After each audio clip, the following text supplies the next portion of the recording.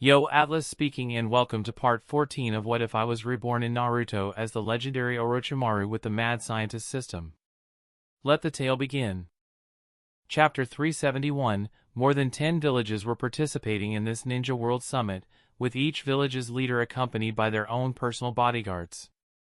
Coupled with the samurai from the land of Iron guarding the perimeter, the scene was truly grand and imposing. As the representative of Embarked, Yahiko couldn't help but feel the weight of his past naivety when he saw this scene. So blindly advocating for peace really was nothing more than a joke to the major villages? If you wanted to talk about peace with these people, you first had to become strong.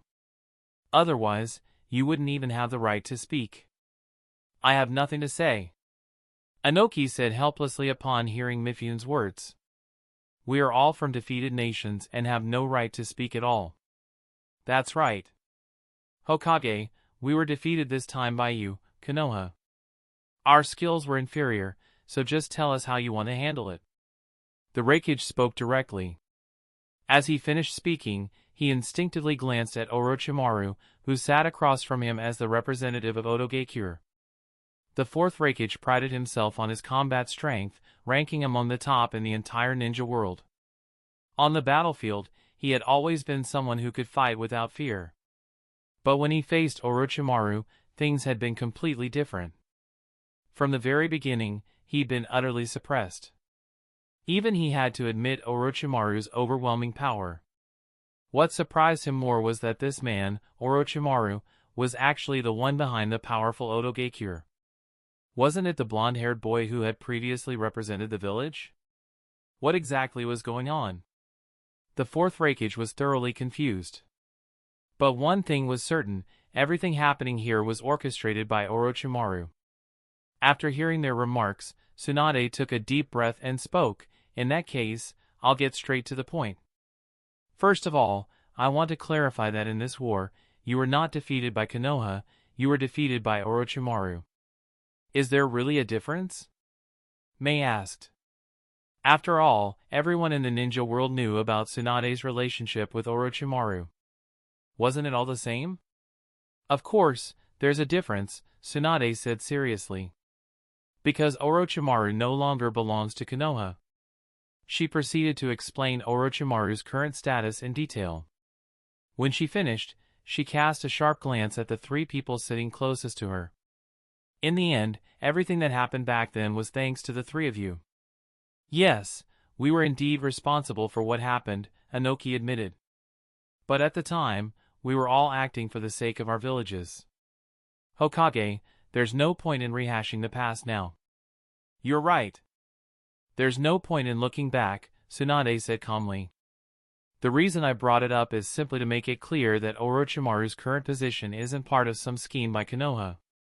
The room fell into brief silence at her words. But no one interrupted her, everyone knew Tsunade wasn't finished. Sure enough, she continued, Orochimaru has his own independent village, his own independent power. Everything he has today, he achieved with his own strength. Therefore, the true power to decide the fate of the ninja world isn't in Konoha's hands, it's in Orochimaru's. At these words, all eyes turned toward Orochimaru. So, it really was him. Tsunade was just his partner, his subordinate. Though Tsunade's explanation caught them off guard, it wasn't entirely unexpected. But before anyone could fully process it, Tsunade gestured toward the person standing behind her. Mikoto stepped forward with a stack of documents and, at Tsunade's nod, began reading. Now, we will announce the measures to handle the aftermath of the war. As Mikoto read aloud, the atmosphere grew heavier. A new city, formed by the 5 great ninja villages. A city gathering the elites of the entire ninja world? Dividing the current ninja villages into 2. New ideas came one after another, overwhelming everyone present. The ninja world was about to undergo earth-shattering changes. Tsunade spoke with gravity, yes. This city will be built in the center of the land of frost. Each of the 5 great villages must send 1/3 of their elite ninja to this city. These elites include the Kage-level figures sitting here right now. The meeting stretched from morning until evening. After hours of heated discussion and a brief dinner break, some conclusions were reached. Orochimaru's intentions were crystal clear. The 5 great ninja villages had too many shinobi. Merging all the villages at once was obviously unrealistic. The plan was to start by integrating the upper echelons of each village, implementing centralized management that would gradually spread downward. This new city would function like a ninja world United Nations, where elites from every village would work together. However, it would be jointly managed by Otogekur and Konohagakure. Since Orochimaru and Konoha controlled the city, the other villages' forces would be limited from the start. With Orochimaru's methods, assimilating and re-educating those ninjas over time would be effortless. Faced with this decision, none of the other villages dared object. After all, Amigakure, Otogakure, and Konohagakure were already united in their stance. Even Kirigakure had aligned itself with them. Against such overwhelming power, the other villages had no real authority, only the ability to voice suggestions, not make decisions. The true decision-maker was Orochimaru. This was what it meant when they said, "The victor becomes king, the defeated become bandits." This was what it meant when they said, "History is written by the victors." From today onward, Orochimaru was the master of the ninja world. Even the 5 Kage were now little more than his lieutenants. The meeting went on without any unexpected disruptions, no interference from Sasuke, no declaration of war from Obito. Everything that could have caused chaos had already been preemptively eliminated by Orochimaru. "I've prepared accommodations for everyone," Mifyun's voice echoed in the hall. "Please rest, and we can continue discussing the finer details tomorrow. Thank you for your efforts." "Much appreciated." The 5 Kage responded with unexpected politeness. Orochimaru followed Tsunade and Mikoto to the room Mifyun had arranged for them. "Orochimaru," Tsunade said after they settled in, "so you finally decided to manage this new city yourself?" "Of course not. I'm not interested in that kind of responsibility." "Huh? You're not interested?" Tsunade was stunned. "But this is the position of the ruler of the ninja world. If you don't take it, who will? I'm good at conquering, not governing. It's better to leave it to someone with a kind heart." What do you mean?" "Simple. We'll hand it over to Jiraiya's disciple, Namikaze Minato." Chapter 372, Minato Namikaze? Upon hearing this, Tsunade and Mikoto, who had just sat down on the sofa in the guest room, were both stunned. What was Orochimaru thinking? Why Minato Namikaze? Yeah, you and Minato don't seem to have much interaction, right? Mikoto was puzzled, and Tsunade was even more so. When Jiraiya took Minato Namikaze as his disciple, Orochimaru had already defected from the village. The two had never had any contact. So how could Orochimaru entrust him with such an important position? It's true that we've never interacted, but for this role, the person has to come from Konoha, and they need to be a conservative type. Orochimaru found a seat, sat down, and poured tea into 3 cups from the teapot on the table. Given Konoha's current situation, Minato Namikaze is the most suitable choice. I trust Jiraiya's judgment when it comes to his apprentice. But from what I see, there are plenty of suitable conservatives. Why Minato specifically? Tsunade asked. Because he's the youngest. Orochimaru casually gave an excuse. Of course, the real reason was more complicated. Minato was incredibly capable, whether in combat or interpersonal relationships, he had exceptional talent. By all rights, he should have become the 4th Hokage. But because of Orochimaru's actions, he lost that opportunity. He should have ended up with Kushina too. But again, Orochimaru had intervened, and that future was taken from him as well. In other words, Orochimaru had taken both Minato's Hokage position and his wife. So, giving Minato this opportunity now felt like a form of compensation. Of course, ability was still the deciding factor.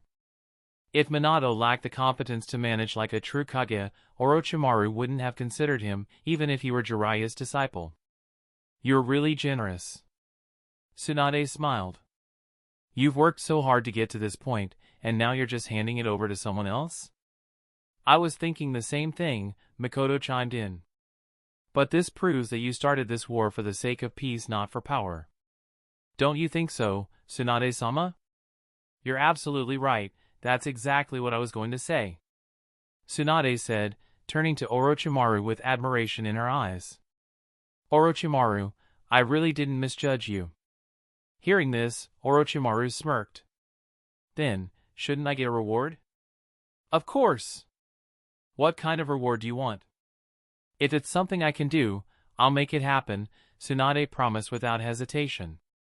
She hadn't even been drinking, but her excitement made it seem like she had. Because from the very beginning, her biggest fear wasn't the endless wars in the ninja world, it was that Orochimaru would become the kind of power-hungry person she despised most. But now, knowing that he had stayed true to his ideals and even helped fulfill her childhood dream gave her a joy that rivaled the moment she first saw her younger brother brought back to life. How about rewarding me with, the two of you together? Orochimaru said, his smile turning wicked. Huh? Together? Makoto didn't immediately grasp his meaning. Tsunade froze for a second but quickly understood. Then, of course, she replied, cheeks flushing. Wait. I mean, I'm okay with it, I just don't know if. Tsunade seemed to swallow the rest of her sentence.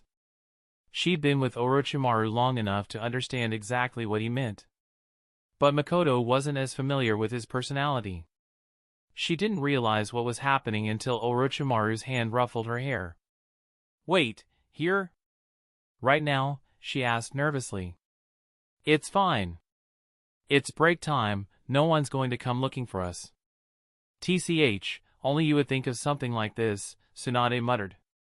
You're the one getting the better deal here, Makoto. Move over. 1 against 2? Orochimaru had never tried that before. But with everything settled and the future of the ninja world secured, he felt it was time to enjoy life a little. Would Tsunade refuse? Of course not. If she cared about something like this, she never would have introduced Makoto to Orochimaru in the first place. And Makoto, gentle and obedient as always, wasn't the type to refuse him either. That night belonged to the three of them. The Ninja World Summit lasted several days.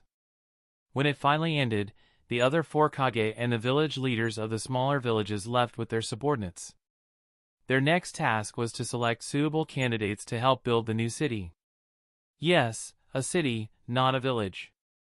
And it would be a joint effort by the entire ninja world. Orochimaru wasn't in any rush. He planned to spend a few more days in the snowy land of iron with Tsunade and Makoto. After all, issuing orders was easy, he didn't need to be personally involved. As they strolled outside the city, the icy wind swept across the vast, snow-covered landscape. Lord Orochimaru. A voice called out from behind.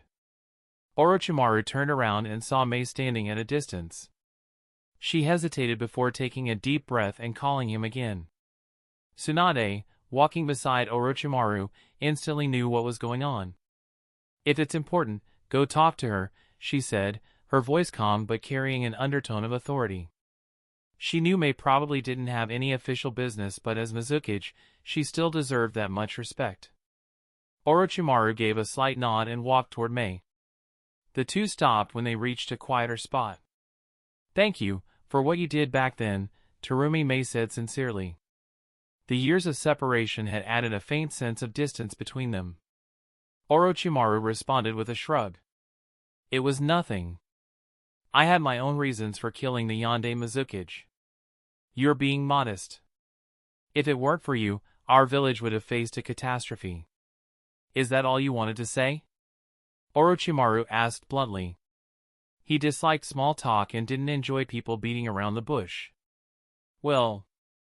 Mei hesitated, then smiled. Lord Orochimaru, don't you have anything you'd like to say to me? Her smile was captivating. The low-cut blue dress she wore, paired with her thigh-high fishnet stockings, made for an alluring sight. Orochimaru gave her a once-over and raised an eyebrow. You're not interested in me, are you? He meant it as a teasing remark, but Mei didn't deny it.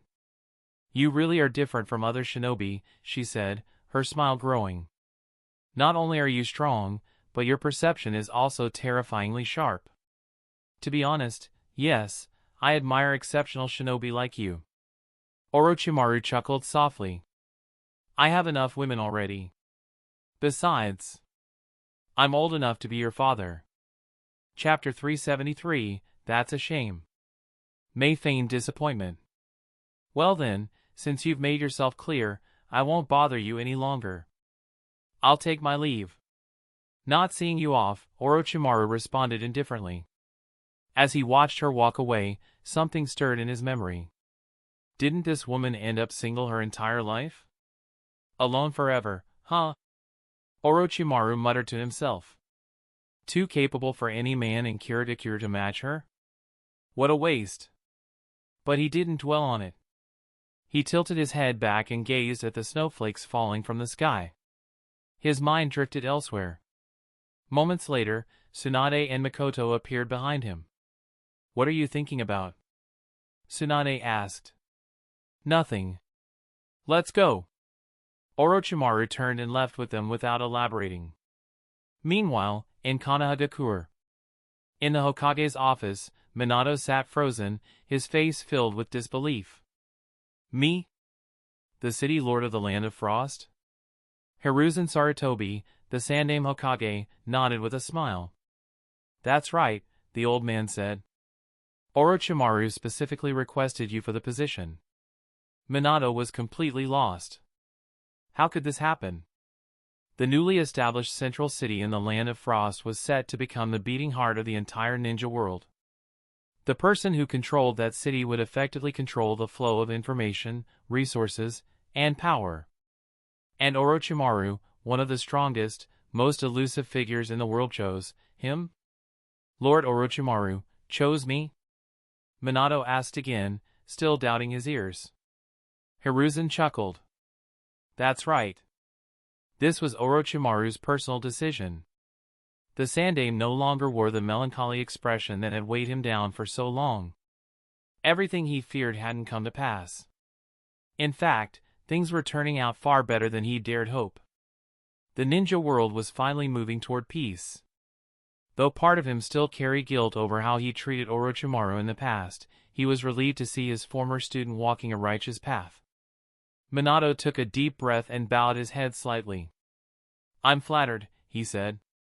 But since Lord Orochimaru trusts me so much, I'll do everything in my power to live up to that trust. I'm sure you will, Hiruzen replied with satisfaction. While this announcement will be made public later, I wanted you to be mentally prepared in advance. The road ahead will be rough. Minato's blue eyes hardened with determination.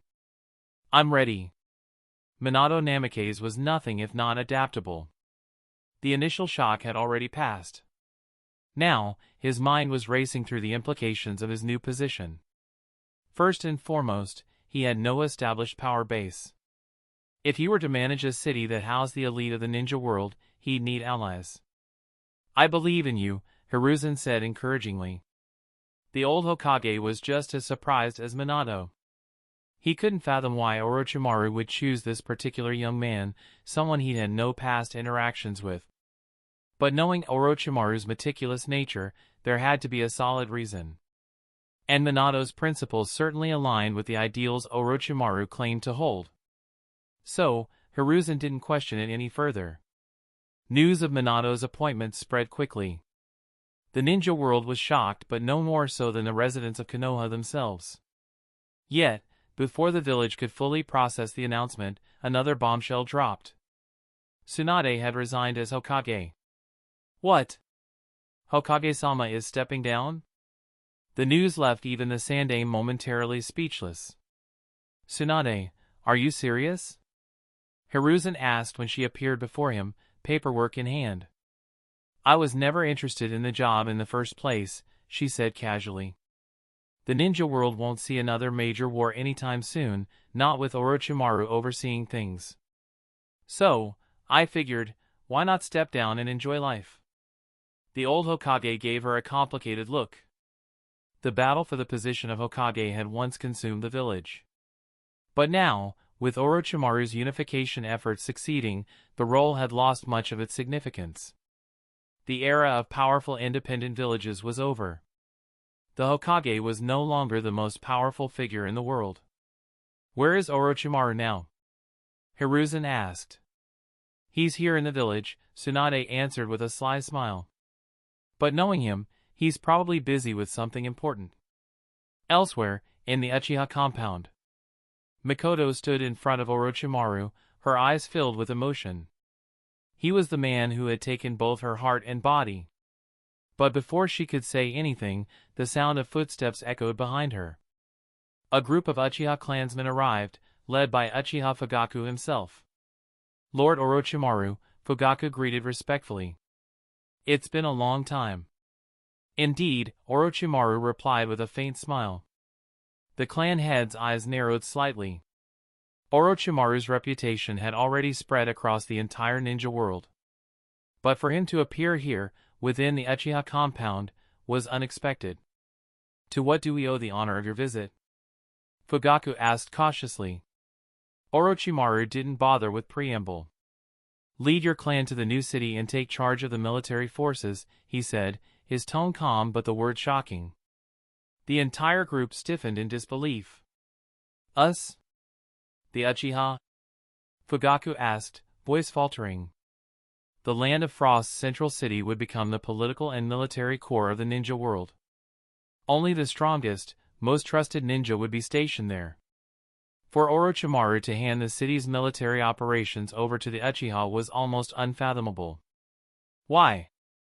The clan had been sidelined for years, relegated to law enforcement duties that most considered glorified security work. This appointment was a monumental shift. Fugaku's eyes drifted toward Mikoto, standing beside Orochimaru. Was this because of her? "Not interested?" Orochimaru asked, his smile never wavering. "Of course we are." Fugaku quickly corrected himself. "But, what about the Hokage? Managing the city's military would give the Uchiha more influence than they'd ever had in Konoha. Would the village even allow it?" "There won't be any issue," Orochimaru said dismissively. "Just convince your clan to cooperate." "Thank you, Lord Orochimaru." Fugaku bowed deeply. One of their own had brought them unimaginable power. He couldn't help but think. Is this what they mean when they say one person's success lifts the entire family? Orochimaru turned to leave, then paused. "You'll be coordinating with Hatake Tsukumo for the details," he added. "Hatake Tsukumo?" Fugaku was startled. "Why him?" A voice responded before Orochimaru could. "Because he's the next Hokage," came the unexpected answer. Fugaku's head snapped toward the source of the voice. "Hokage-sama?" Chapter 374. According to the normal Hokage succession process, after the Sandaime Hokage retired, Minato Namikaze was supposed to become the Yondaime Hokage. And in canon, when the Yondaime died and no one else was available, the Sandaime temporarily resumed the role. But with Tsunade having already served as the Yondaime Hokage, those events were effectively erased from history. Now that she had resigned, it was impossible for Hiruzen to reclaim the position again. So, after Minato left for the Land of Frost, the only logical candidate to become the next Hokage was Hatake Tsukumo. Tsukumo had made countless contributions to Konoha. He was also the father of Kakashi, who, in the original timeline, was supposed to become the Rokudaime Hokage. In terms of qualifications, no one was more suitable to become the Godaime Hokage. As for the Uchiha clan, Orochimaru's decision to involve them was part of a larger plan. While Tsunade had previously suggested a way to address the clan's isolation, she never had time to implement it. The Uchiha clan's nature made it difficult for them to adapt to mundane jobs like running shops or selling vegetables. Military command suited them far better. Now that an opportunity presented itself, Orochimaru decided to solve the issue once and for all. With everything settled, Orochimaru left Konoha with Tsunade and Mikoto. A few days later, west of Konoha, at the orphanage, the sun cast soft shadows across the open courtyard. On the grass, Mikoto and Kushina played games with their daughters, their laughter ringing through the air. Meanwhile, Tsunade sat beside Orochimaru, watching him with a perplexed expression. "You've worked so hard for so long," she said softly. "And now you've finally succeeded. Are you really willing to let it go like this? What's there to be unwilling about?" Orochimaru replied nonchalantly. "What matters to me is the process and outcome of this transformation." He leaned back in his chair. "This entire journey, the challenge of reshaping the ninja world, that's what gave me satisfaction. As for overseeing the world afterward, that's a job for someone with more patience and responsibility than me." "So that's why you asked me to resign?" Tsunade asked with a half-smile. "Of course. Didn't you find that position exhausting?" "It was exhausting," Tsunade admitted. "So exhausting that I didn't even know how to keep up with you." Orochimaru smirked and pulled her into his arms. "That's why I need to train you again from scratch. You really have no shame." Tsunade's cheeks flushed. "You never used to say things like that so directly." "People change," Orochimaru said casually. "And besides..." "Lord Orochimaru." A familiar voice called from the path.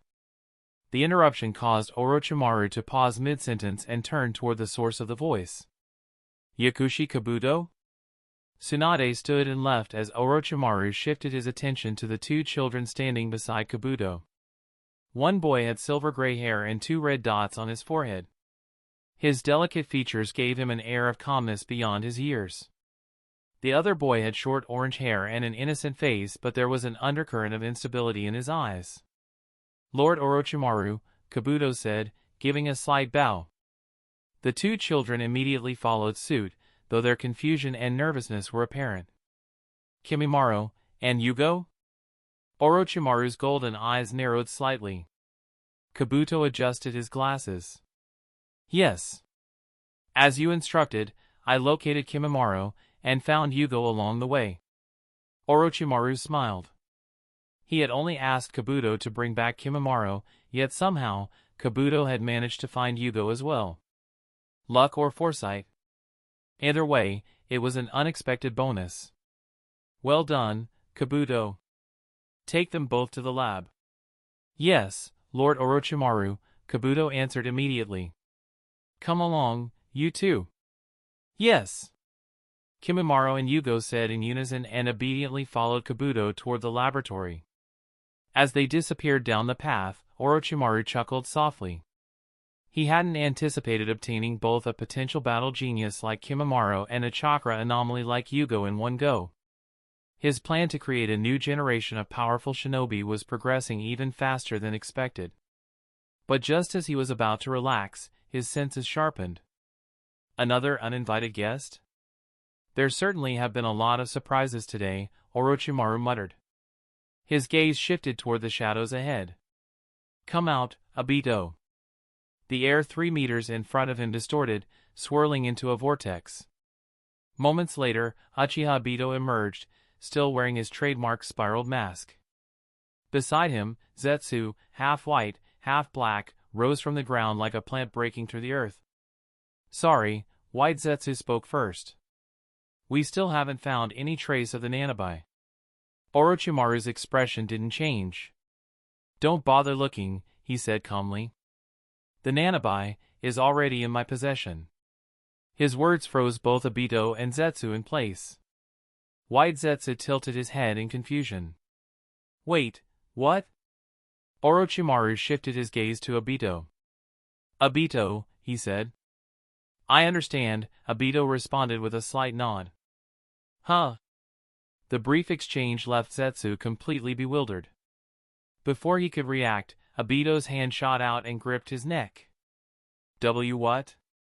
Zetsu flailed in confusion. "Obito, what are you doing?" This didn't make sense. Obito and Zetsu had always been on the same side.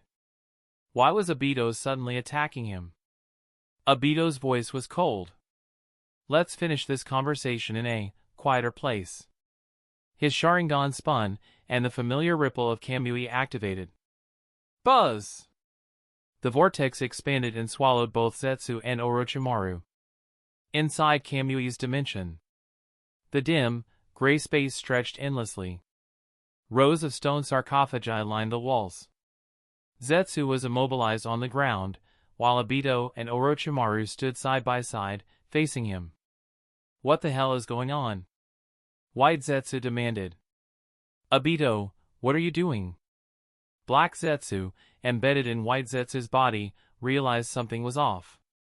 But it was already too late. This was Obito's personal dimension. In here, only Obito had control. Escape was impossible. "Sorry, Zetsu," Obito said, voice heavy with guilt. "You helped save me once. I won't forget that. But I can't refuse Orochimaru's request." Zetsu's eyes widened. "Is this about Rin?" Obito remained silent. "Listen to me," Zetsu shouted. "Even if Orochimaru promises to bring Rin back, my existence doesn't interfere with that." "No," Orochimaru cut in, his voice low and mocking. "Your existence doesn't affect Rin's resurrection, but it does affect Kagaya's." Zetsu froze. That name. Kagaya. 1,000 years of scheming suddenly unraveled in his mind. He immediately forced himself to adopt an innocent expression. "Kagaya? Who's that?" Orochimaru chuckled softly. "You're really going to play dumb?" Orochimaru shook his head. "What a shame. I was considering helping you resurrect her, if you cooperated." He turned to leave. "Come on, Obito. Let's go." "Wait!"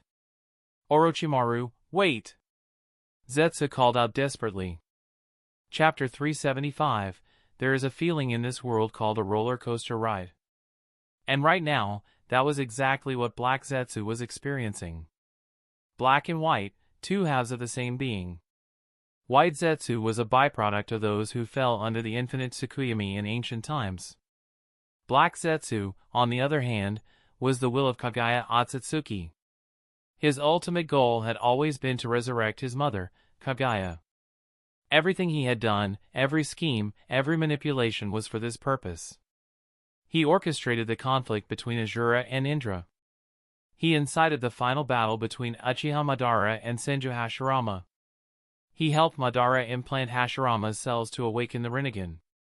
He altered the stone tablet left by the Sage of Six Paths, misleading the Uchiha into pursuing the infinite Tsukuyomi.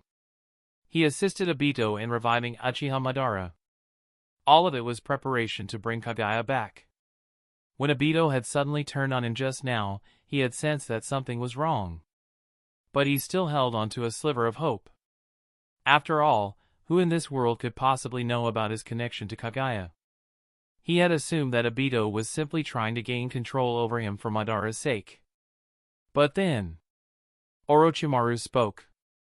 When Orochimaru casually mentioned Kagaya's resurrection, all of Zetsu's hopes were crushed. Yet, just as he was sinking into despair, Orochimaru said something shocking. He offered to help resurrect Kagaya. What was this? Despair turning into hope? A flower blooming in the ashes? Was this what it meant to escape death and find new life? This was truly a roller coaster ride. Life had never fluctuated this wildly for him before. It was exhilarating. "Do you have anything else to say, Zetsu?" Hearing Black Zetsu suddenly call out to stop him, Orochimaru smirked. His victory was certain. Zetsu's reaction was exactly what he had expected. Inside Obito's dimension, without a way to connect to another space, Zetsu was completely trapped. He wouldn't die from hunger. He wasn't afraid of solitude. But what he feared most was never being able to save his mother. No matter what, he would have to agree to Orochimaru's terms. Even if it was only temporary. Black Zetsu slumped slightly, like a withered plant. "Orochimaru," he muttered. "How do you know about my connection to my mother?" Since the secret had been exposed, there was no point in hiding it anymore. He had no other options. Even after existing for 1,000 years, he was completely powerless against Orochimaru, a man who seemed to know everything. "Mother?" Obito looked at Zetsu in shock. Zetsu, you're really the son of the chakra ancestor, Kagaya Akatsuki? It seemed you knew something about this already, Obito, Black Zetsu said hoarsely. Yes. My mother is the great chakra ancestor, Kagaya Akatsuki. I thought you were Uchiha Madara's will. Obito frowned. When Orochimaru had first promised to resurrect Rin, he had also revealed certain hidden truths to Obito. One of those truths was Black Zetsu's connection to Kagaya.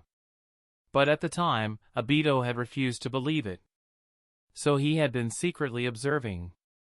And now, Black Zetsu sighed.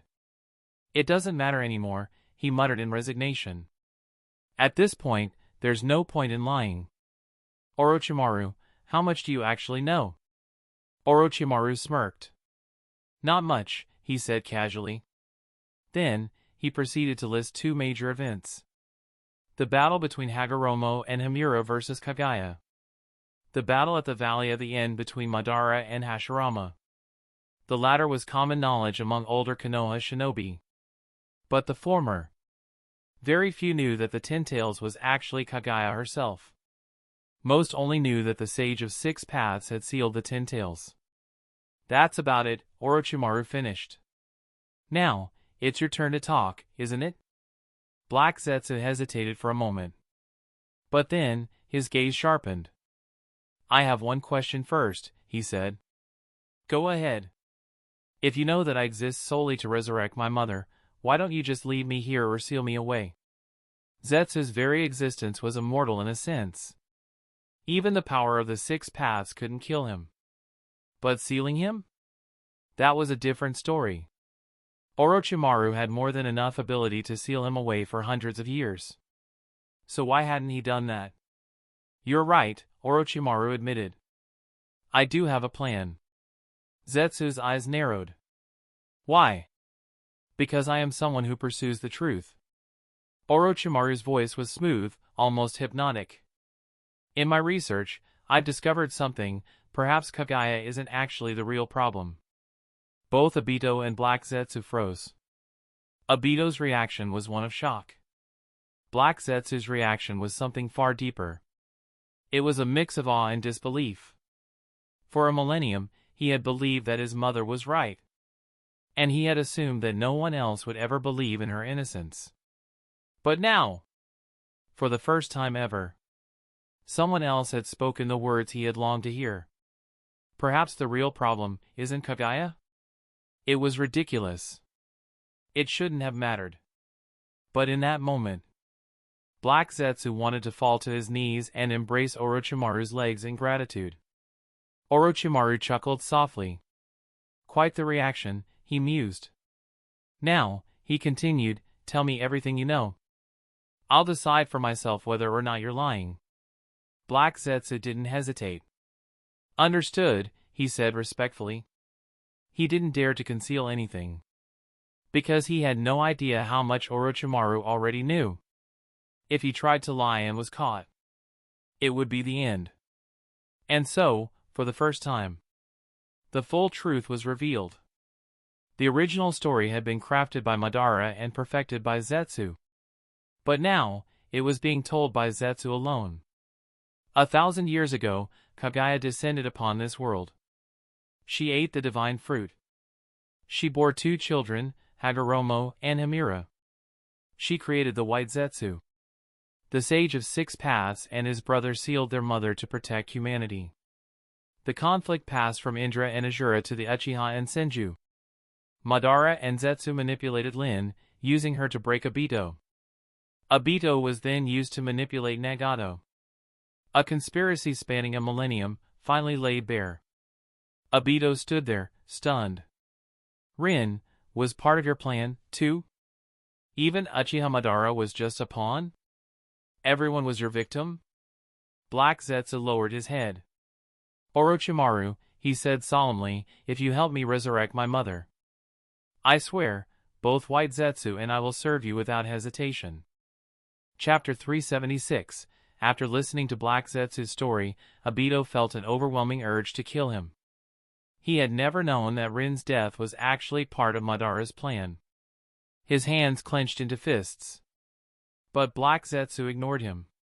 His focus was entirely on Orochimaru.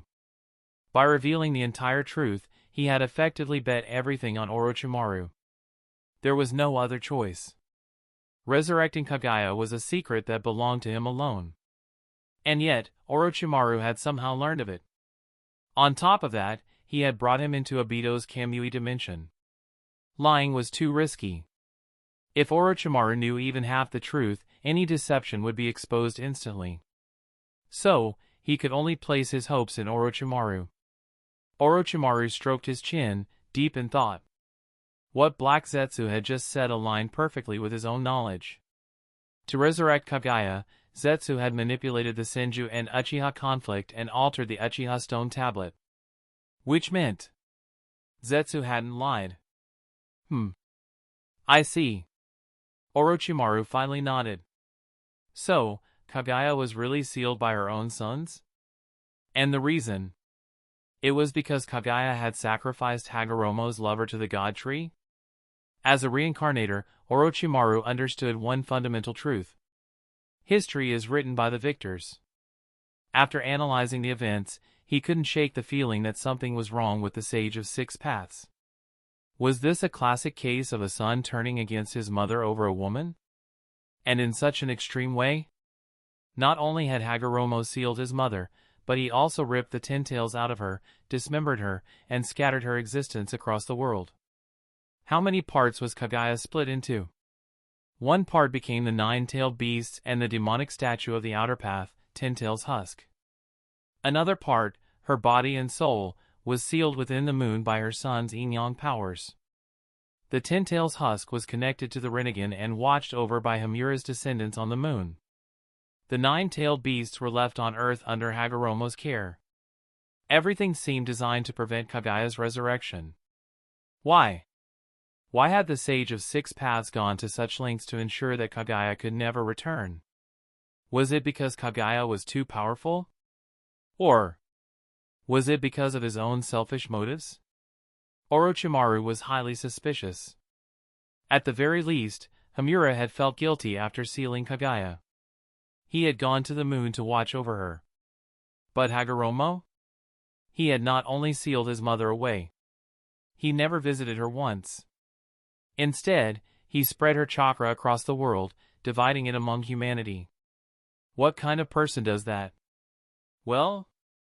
Black Zetsu hesitantly interrupted Orochimaru's thoughts. This was about his life. He needed to know Orochimaru's decision. Orochimaru snapped back to the present and examined Zetsu carefully. Then, he smiled. All right, he said. Since your answer satisfies me, I'll help you resurrect Kaguya. Really? Black Zetsu's entire body trembled in excitement. He had worked with Orochimaru for a long time. He knew exactly how terrifying Orochimaru had become. If Orochimaru was truly willing to help, then Kaguya's resurrection would be inevitable. Orochimaru smirked. There's no point in lying to you, he said. But before that, I need to clarify something. Say it. You implanted the Rinnegan into Nagato, Orochimaru stated. Nagato is currently under my control. In his current condition, he is completely incapable of using the Rinne Tensei to resurrect Uchiha Madara. Orochimaru's golden eyes gleamed. In that case, what was your backup plan? Orochimaru had always believed that Madara wouldn't leave things to chance. If something unexpected happened, there would definitely be an alternative plan. You're right. Black Zetsu's voice was low and hoarse. The most critical pieces of the plan were the Rinnegan and Uchiha Madara. But Madara was too old. No matter how brilliant he was, he couldn't predict everything that would happen after his death. Originally, our plan was. As Black Zetsu explained, Orochimaru finally understood everything. Back then, Madara could only rely on the demonic statue of the outer path to survive. All of his actions and intelligence depended entirely on White Zetsu. No matter how powerful he was, there was no way he could have foreseen Orochimaru's interference. I see. Orochimaru murmured. So, when things went off track, you had no choice but to approach me and wait for an opportunity? Exactly. Black Zetsu admitted, after discovering that you possess the Edo Tensei, I originally planned to guide you into finding Madara's body and resurrecting him with Edo Tensei. But you didn't expect my strength to grow so quickly. You realized that even if I unified the ninja world, I wouldn't need an Edo Tensei Madara. You feared that manipulating me directly would raise my suspicions, so you could only wait? Yes. Black Zetsu exhaled. But what confuses me the most is, Orochimaru, where did your 6 paths power come from? Zetsu simply couldn't understand it. The power of the 6 paths came from Hagoromo Otsutsuki. In the current world, only Indra and Asura's reincarnations had a small fragment of it. But even their descendants' bloodlines had become diluted over time. Which meant it should have been impossible for anyone else to obtain the 6 paths power. There were only 2 known ways to acquire it. 1. Becoming the Jinchuriki of the Ten Tails. 2. Absorbing the power of the demonic statue of the Outer Path. But both of those options were impossible. Even most shinobi struggled to become a Jinchuriki for a single-tailed beast, let alone all 9. And as for the demonic statue? Nagato had nearly crippled himself using its power. How could a normal person withstand its chakra? I don't understand. Black Zetsu muttered, completely lost. Orochimaru chuckled. You don't need to understand. He wasn't about to reveal his secrets. Let's move on, he continued. Tell me, how do we break Kagaya's seal? Orochimaru still remembered parts of the process. But he wanted to hear it directly from Black Zetsu. Black Zetsu immediately answered. If you want to free Mother, you must have the Ten Tails and the Rinnegan. Chapter 377, just as I thought, Orochimaru murmured to himself. The Ten Tails is actually the sacred tree, but now, the sacred tree has been divided into 2 parts. One part consists of the 9-tailed beasts, while the other is merely an empty shell of the Ten Tails, the demonic statue of the Outer Path. Only by sealing the 9-tailed beasts into the demonic statue can the Ten Tails be revived. Once it fully transforms into the true sacred tree, someone with the Rinnegan can then absorb its power to awaken the Rinne Sharingan. The Rinne Sharingan can only be awakened by those who possess both the power of the Rinnegan and the Ten Tails. Furthermore, only by casting the infinite Tsukuyomi through the Rinnegan can Kagaya be resurrected. In Orochimaru's memory, this was indeed the case. In other words, the infinite Tsukuyomi is not merely a world-ending technique, it is also the key to unlocking Kagaya's seal. Is there any other way besides using the infinite Tsukuyomi? Orochimaru asked casually. The reason he posed this question was that he suddenly thought of his current predicament. It seemed that he only needed to seal the 9 tails and 1 tail into the demonic statue. But if he did that, he would be sacrificing himself in the process. As the vessel, it was obviously not worth the risk. In my memory, this is the only method, Black Zetsu responded respectfully. Oh? Orochimaru raised an eyebrow. I wonder, would it be possible to simply cut the moon apart using the Tensigen? Cut the moon? The moment these words were spoken, not only was Obito shocked, but even Black Zetsu, who had lived for over 1,000 years, was utterly bewildered. What was this Tensigen Orochimaru was talking about? And how could something like that split the moon? Haha, just joking. Orochimaru laughed it off. An hour later, near the orphanage, space rippled slightly in front of a wooden house. 3 figures emerged from a different dimension, stepping out one after another. Zetsu, you go ahead first, Orochimaru waved a hand dismissively at Black Zetsu. We'll discuss the details after I finish my work here. Understood. Obito, come with me. All right. Watching Black Zetsu leave, Obito followed Orochimaru without hesitation. For him, nothing was more important than Rin. As long as there was a way to truly bring Rin back, he was willing to cast aside all past grudges. Inside a secret laboratory, Kabuto was explaining the lab's various functions to Kimimaro and Yugo. When he saw Orochimaru enter, he immediately greeted him. "Lord Orochimaru." "Sir." "Carry on," Orochimaru said casually before leading Obito toward a secluded chamber. Inside the chamber, there were computers and various scientific instruments. One particular device stood out. It was a table with a helmet-like apparatus resting on top. Numerous cables extended from the helmet, connecting it to other devices. Upon seeing the advanced equipment, Obito looked confused. This is a device that captures memory images," Orochimaru explained calmly. "If you want Rin to be resurrected with the same appearance as before, you'll need to use this. Just lie down and put it on." Hearing this, Obito was momentarily amazed by the capabilities of such high-tech equipment.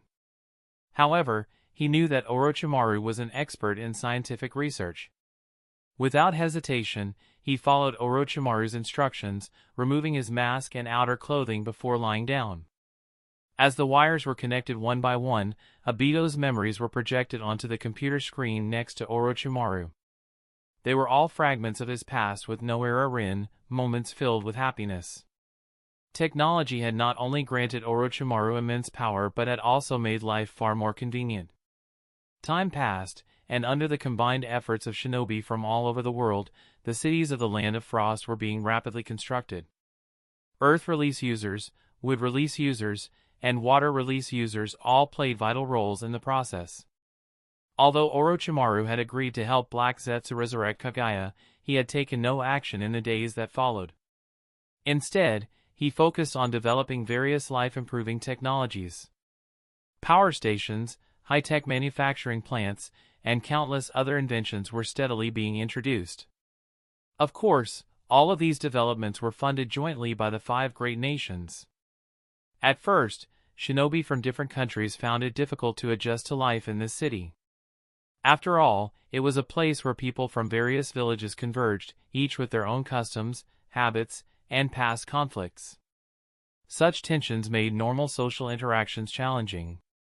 However, with the clone army and Konoha forces stationed there, no major conflicts arose. At this point, no ninja village dared to cause trouble in a city built by Orochimaru. Anyone caught instigating disturbances would face severe collective punishment, not only affecting themselves but also their families and the nation they represented. With such harsh consequences, who would dare take the risk? Namake's Minato, who had been recommended by Orochimaru to serve as the city's governor, was no pushover. Even during the city's construction phase, he frequently organized social events to foster relations between different nations. Did Minato lack his own personal faction? Not at all. Many people from Konoha had come to support him. Apart from his own disciple Kakashi, there were also 4 personal guards who had originally served under him. Yamanaka Ao, Shiranui Genma, and the young yet promising Gekko Hayate. Additionally, with support from the Uchiha clan, a significant number of independent shinobi, and the 20,000-strong clone army partially placed under his command by Orochimaru, he had more than enough authority to manage the city. By the 54th year of Konoha, the city, spanning nearly 50 kilometers, was nearly complete. This city not only housed the strongest shinobi in the world but also boasted the most advanced technology and the finest living conditions. Electric lights, televisions, refrigerators, and washing machines were commonplace. Microphones, headphones, and communication devices were readily available. By Konoha year 55, Orochimaru continued his technological advancements, establishing communication networks and inventing telephones and mobile phones. By Konoha year 56, with the assistance of Tsunade, Nono, Mikoto, and Kabuto, these developments had reached the level of modern Earth. Skyscrapers, massive digital displays, computers, and even virtual networks were all in place. What? You want to resurrect Kaguya? In a villa within the city, Tsunade, having just stepped out of the shower, wrapped in a bath towel, stared at her husband in shock. She couldn't understand Orochimaru's thought process at all. It wasn't that he lacked empathy, but Kaguya was the ancestor of chakra. I do have that idea, Orochimaru admitted. But don't worry, even if Kaguya is resurrected, I'll ensure your safety. You know that's not what we're worried about. Are you concerned that Kagaya will destroy the world? Orochimaru asked with a smirk. Then tell me, what if I said that I believe Kagaya wasn't at fault? That the real culprits were her two unfilial sons, Hamura and Hagoromo? Chapter 378. After the central city of the Land of Frost was established, the entire shinobi world was essentially at peace. Countless organizations relocated to this city from the major shinobi villages. In addition to Orochimaru's clone army, the city housed schools, hospitals, shops, casinos, and all sorts of other establishments. Even Orochimaru's laboratory and Nono's orphanage were moved here. As for Orochimaru's old laboratory, whatever needed to be moved was moved, and whatever needed to be destroyed was destroyed. Of course, the women associated with Orochimaru also moved into this city, and their relationship with him had been made public. For Orochimaru to have so many women at the same time? Some accepted it, while others didn't. Those who could accept it weren't surprised, and those who couldn't had no choice but to keep their opinions to themselves. After all, even Namake's Minato, the ruler of the Land of Frost, only held his position because of Orochimaru's recommendation. Who would dare talk about Orochimaru behind his back? After settling into life in the city, Orochimaru felt that everything was more or less in place. It was then that he told Tsunade and the others about Kagaya. However, after listening to him, Tsunade didn't quite understand. Based on Orochimaru's explanation, wasn't Kagaya nothing more than a cold-hearted being who sacrificed humans to the divine tree? Why revive her? And why did Orochimaru believe that the Sage of Six Paths was the one who was wrong? Husband, you can't just say things like that. The Sage of Six Paths is the legendary ancestor of shinobi. He did countless good deeds in the past. How could you think he was in the wrong? Exactly. I agree with Tsunade-sama, echoed Makoto, who had just arrived with a tray of hot tea. I've seen the Uchiha clan's stone tablet. According to its records, if not for the Sage of Six Paths' battle against the rampaging Ten-Tails, the entire human race would have been wiped out. Tsunade and Makoto seemed to be in complete agreement. They didn't believe Orochimaru's claim. After all, the Sage of Six Paths' achievements were undeniable. But upon hearing their arguments, Orochimaru simply smirked. The rampaging Ten-Tails? That so-called Ten-Tails was his own mother. With Kagaya already sealed away, he could say whatever he wanted, and no one would question it. Orochimaru casually sat down on a nearby sofa, picked up the tea Makoto had prepared, took a sip, and continued. Think about it carefully. During Kagaya's time, although humans were sacrificed to the god tree every year, at most 100 people died. And what did the Sage of Six Paths do?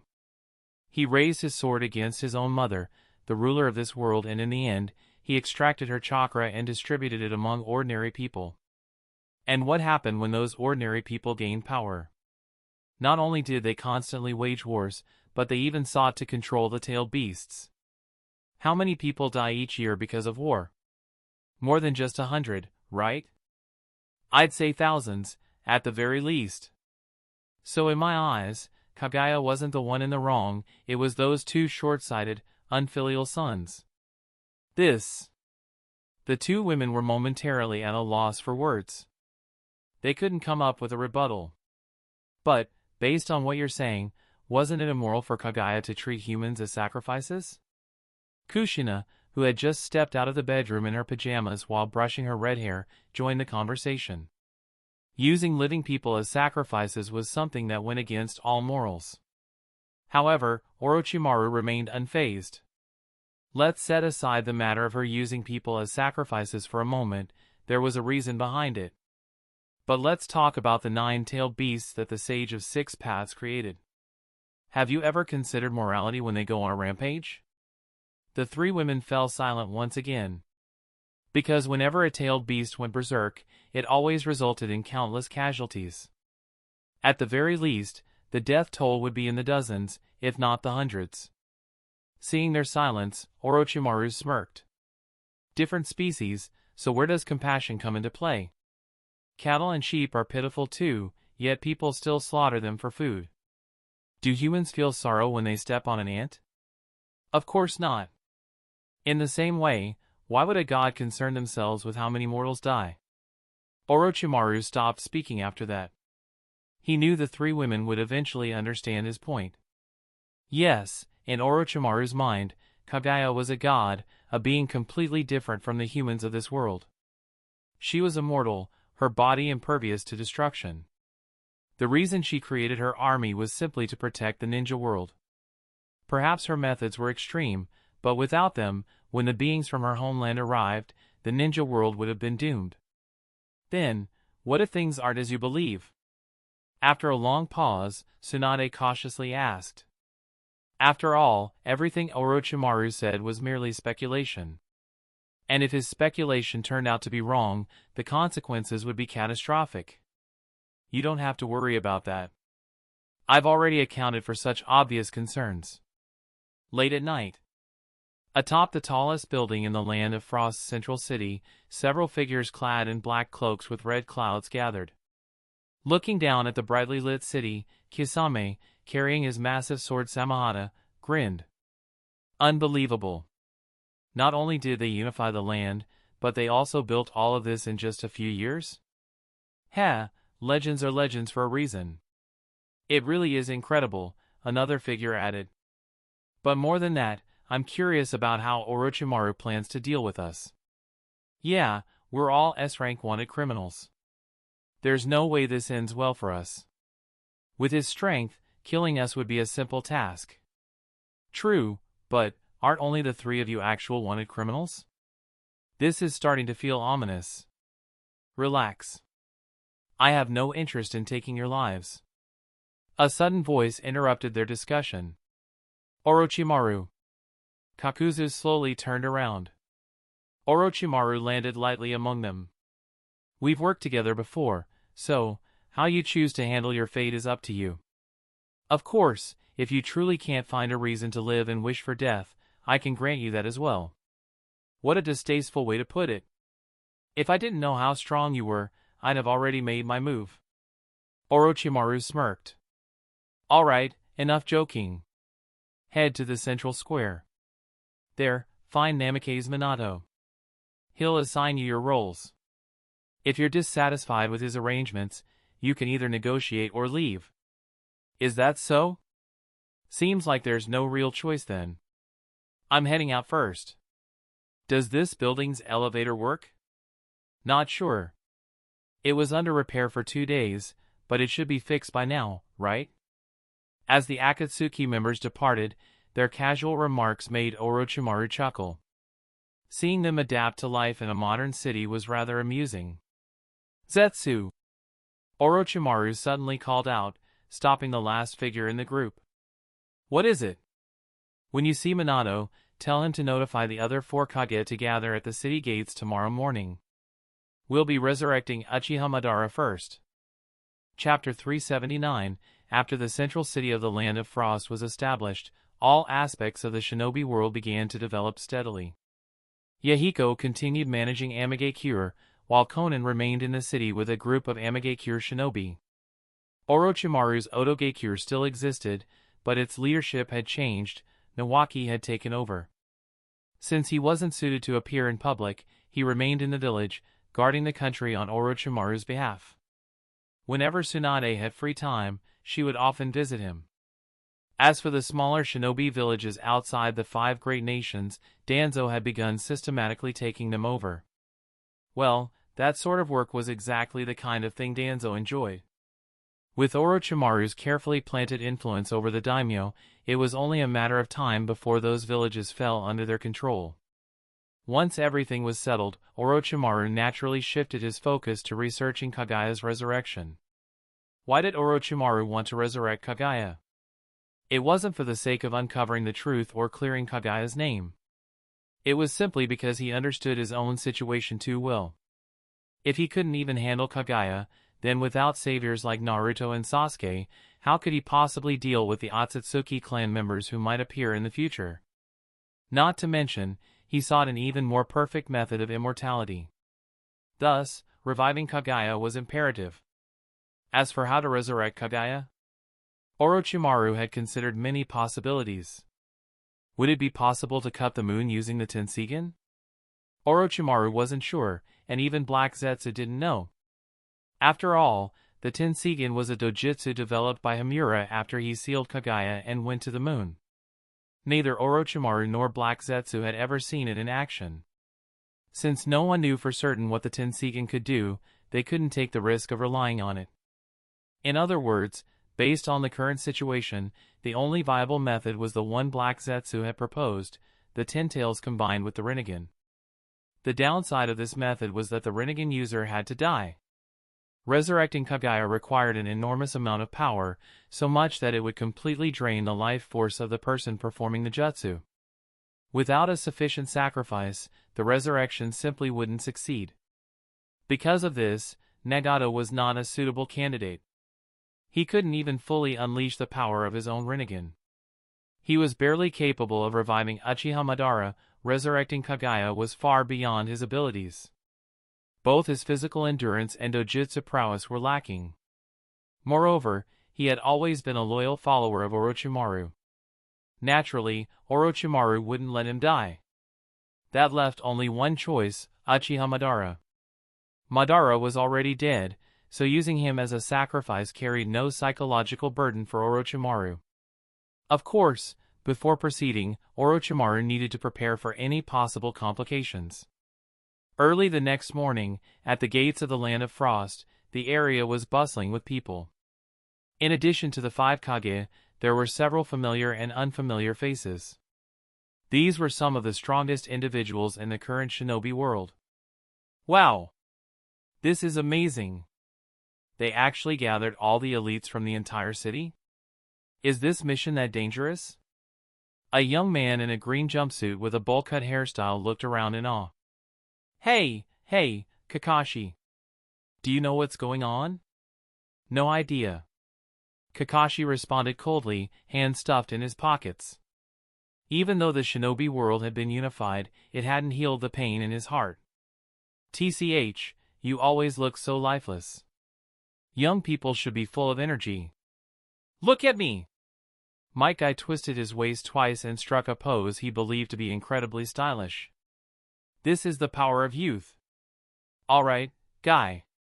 You should focus on preparing for the mission. If Lord Orochimaru is taking this seriously, it's definitely not something simple. That's true.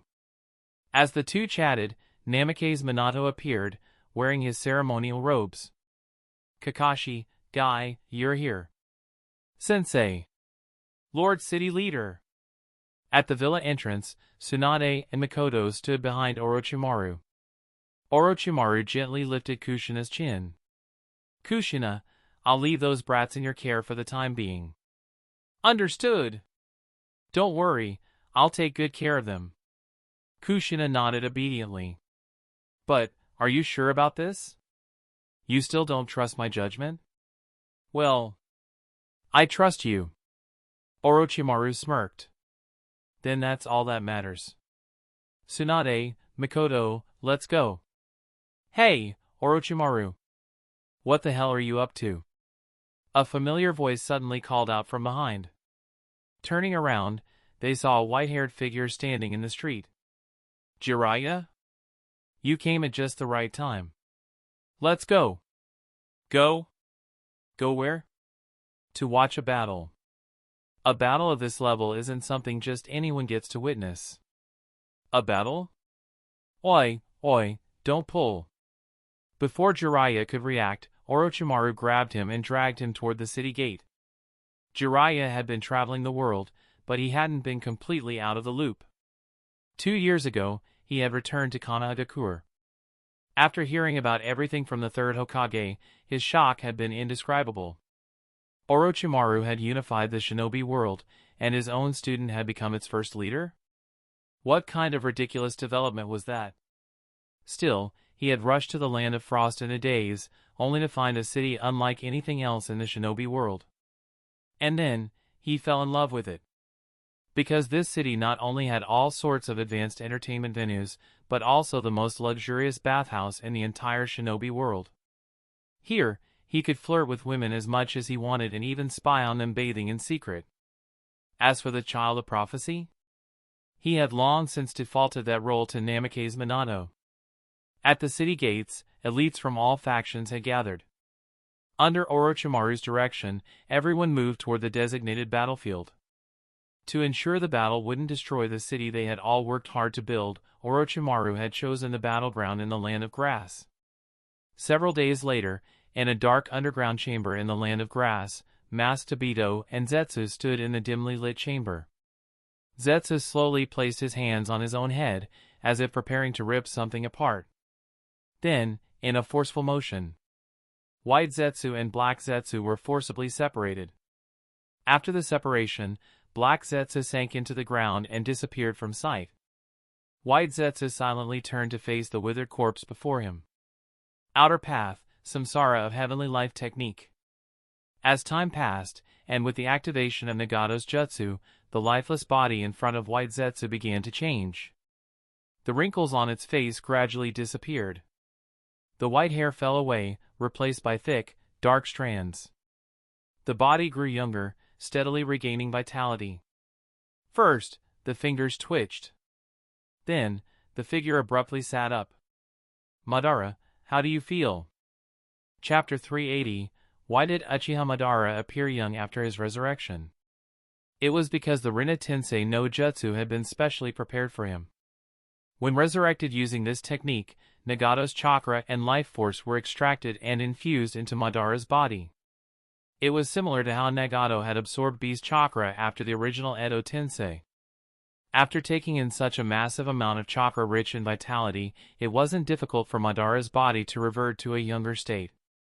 However, prior to this, Madara had given his last Sharingan to Obito and was originally meant to be revived using Edo Tensei. But under Orochimaru's control, he was directly resurrected instead. So even though he had now fully returned to life, his body had also reverted to its younger form. But it was a body without eyes. Listening to White Zetsu's calm explanation, Madara, his eyes still closed, carefully felt the sensation of his youthful body. This real feeling. It's finally complete. That boy, Nagato, grew up quite well. Zetsu, what's the current situation? The situation is a bit complicated. It will take some time for Nagato's eyes to be delivered. For now, there's a pair of Sharingan here, you should use them first.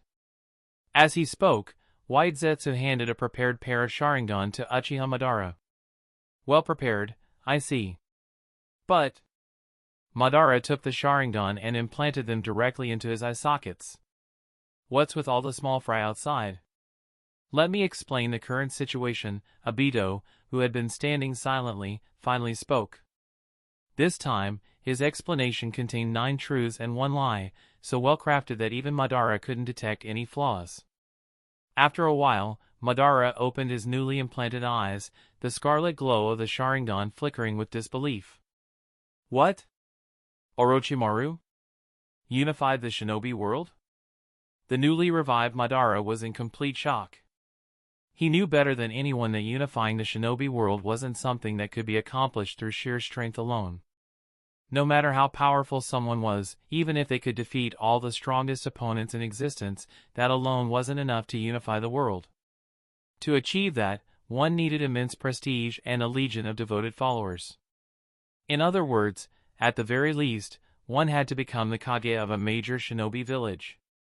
How did Orochimaru accomplish it?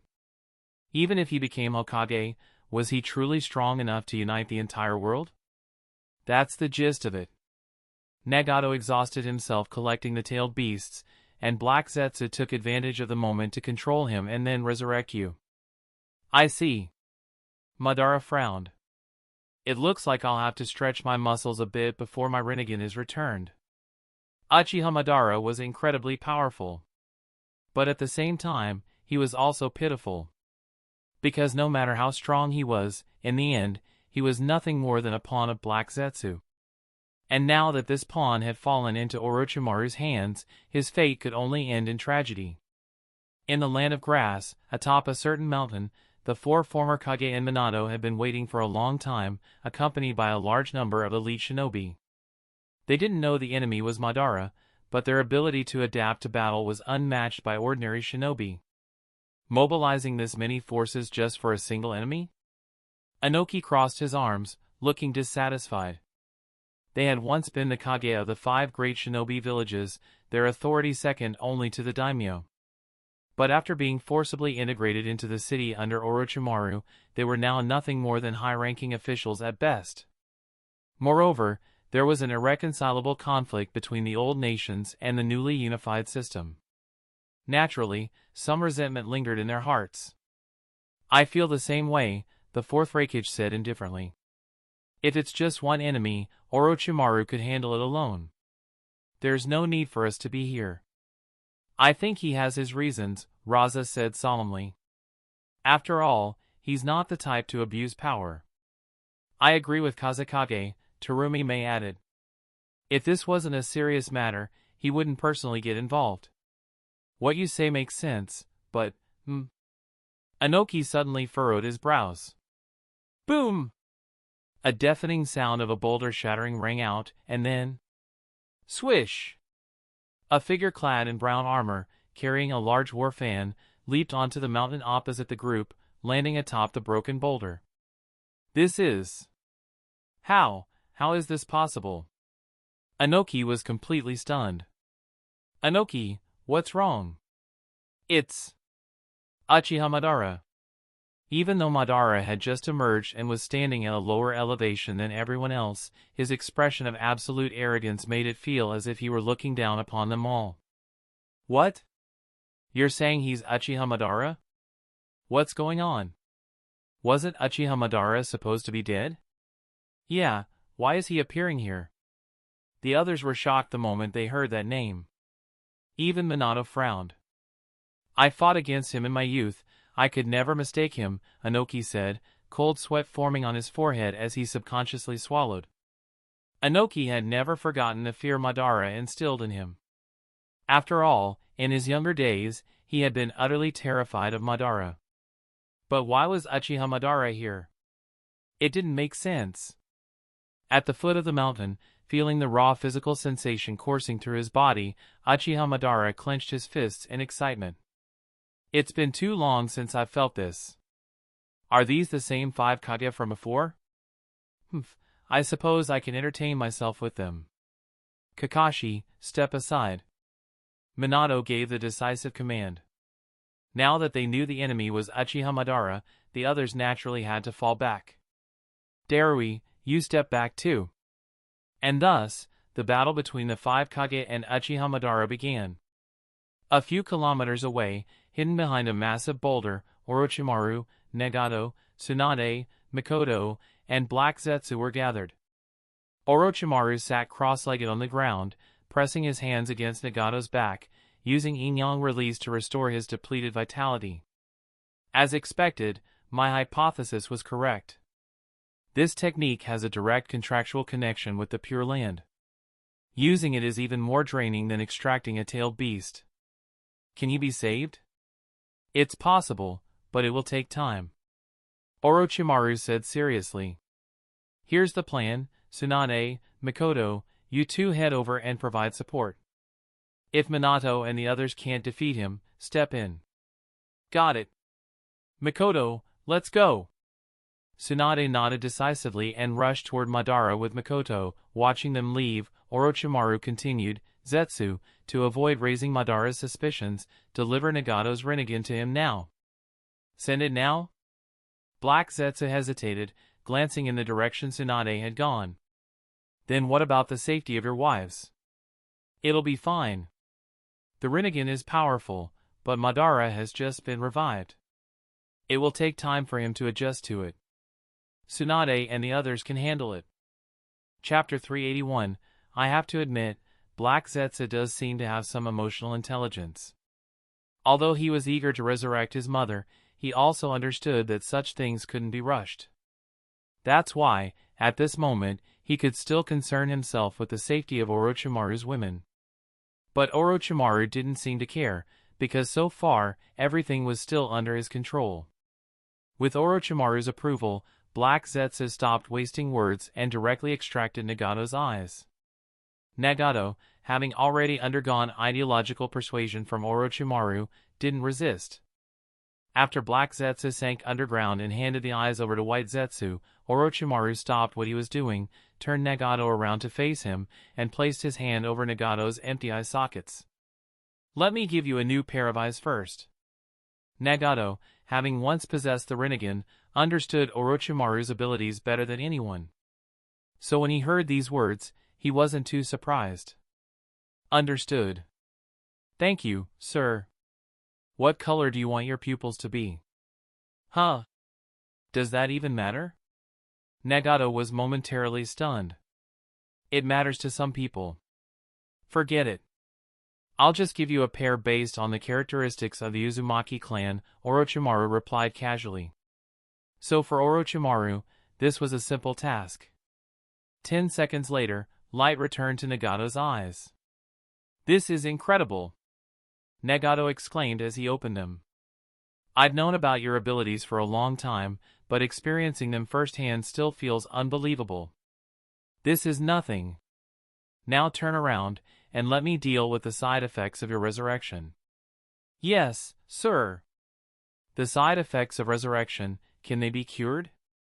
That ability sounded even more incredible than the power of the Sage of Six Paths. After all, the Sage of Six Paths himself eventually died of old age. Even he couldn't control life and death, yet Orochimaru could? Didn't that make Orochimaru even stronger than the Sage of Six Paths? In truth, while Orochimaru might not surpass the sage in raw power, when it came to the study of the body, soul, and various contracts, he had far exceeded him. The most direct proof was simple: the Sage of Six Paths had died, but Orochimaru would not. On the battlefield. Katon, Gokaki no Jutsu. Fire style, Fireball Jutsu. Boom! In the canyon on the other side. A massive fireball roared forward, radiating intense heat. Its sheer force stirred up the dirt on the valley floor. So strong! This level of fire release. Whoosh! May arrived just in time. Even before the fire attack was unleashed, she had already formed a seal. Water release, water formation pillar. A massive wave of water surged from the ground, forming a towering water wall that shielded everyone behind her. Sizzle! Water and fire collided, generating a thick mist that blanketed the battlefield. Whoosh! Boom!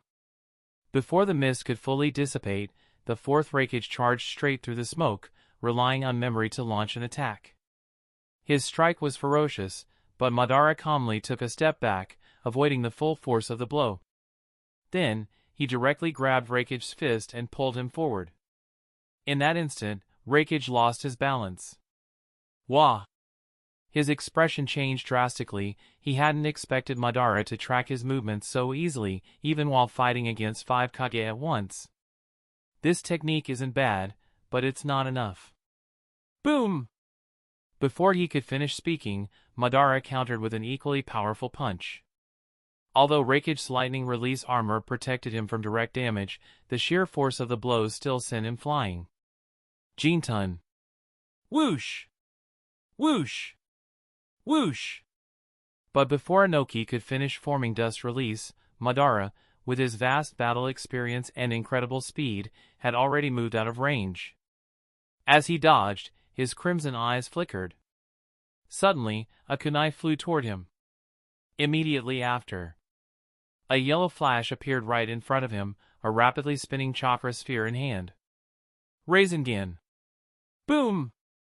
Debris flew, smoke and dust filled the air, and the lingering mist was blown away by the impact. Madara, who had barely evaded the full brunt of the attack, was momentarily stunned. Then he smiled. "You've learned Tobirama's technique?"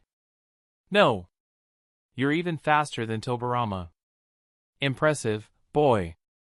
I don't know the full details of what's happening, but we won't let you continue."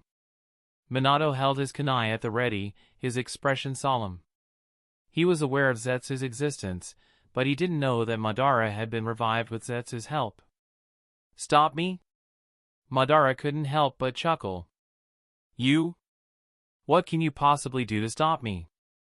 What I'm more interested in is this Orochimaru who supposedly unified the ninja world. Let's get this over with quickly. Magnet release, gold dust imperial funeral. Suddenly, golden sand burst from the ground, attempting to bind Madara's feet. But Madara merely smirked and leapt away effortlessly. Damn, he's too fast. Raza gritted his teeth.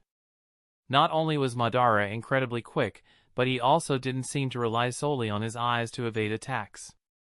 An opponent of this caliber was simply another version of Orochimaru. Boom! Suddenly, the earth trembled. A massive stone colossus erupted from the ground. Go! Crush him! Inoki commanded from atop the giant construct. The colossus responded immediately, striding toward Madara. With each step, the ground shook. Madara looked up, eyes sharp, and brought his hands together. Would release, advent of a world of flowering trees. Boom! Boom! Boom! A vast forest of massive trees erupted from the ground, instantly entangling Inoki's colossus. And the trees kept growing. In no time, an entire forest had engulfed the canyon. Among the thick foliage, enormous flowers bloomed. Boom! Under Madara's control, a massive tree root whipped the stone colossus. Crack! Already immobilized, the colossus shattered instantly under the devastating impact. Damn it! This guy is too strong. What do we do now?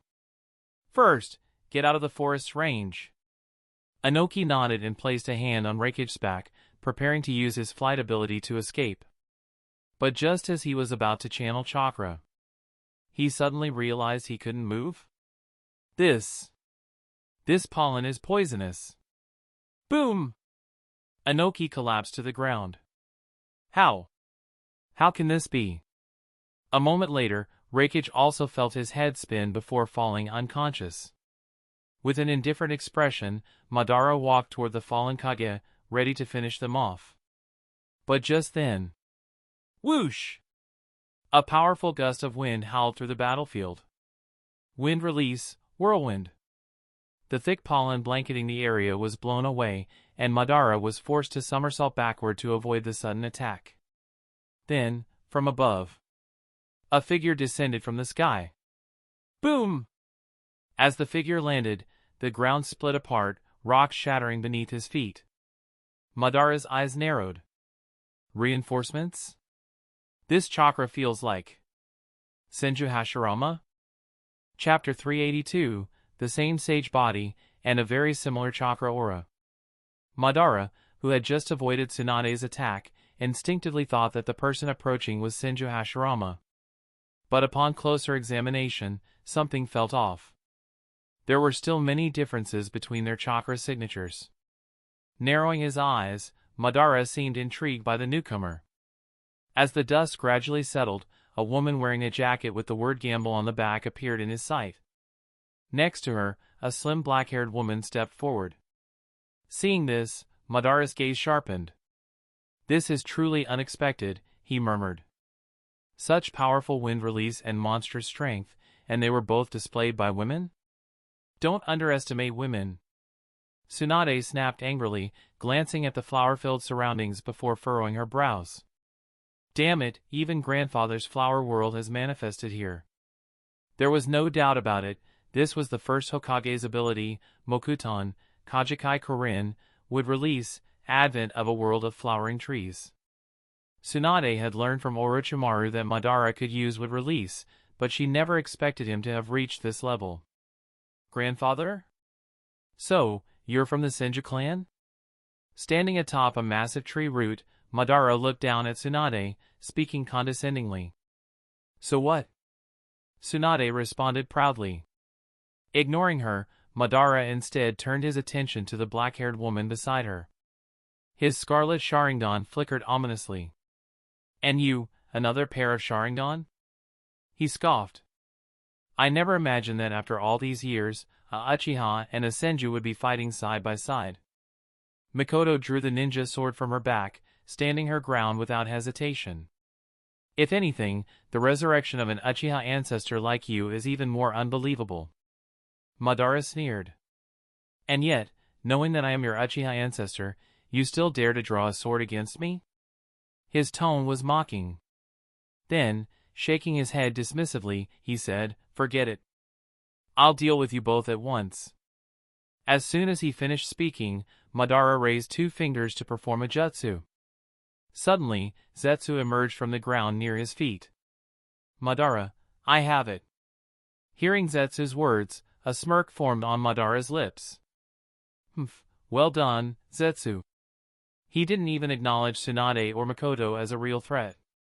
Instead, he accepted the eye from Zetsu, removed his existing Sharingan, and replaced it with his Rinnegan.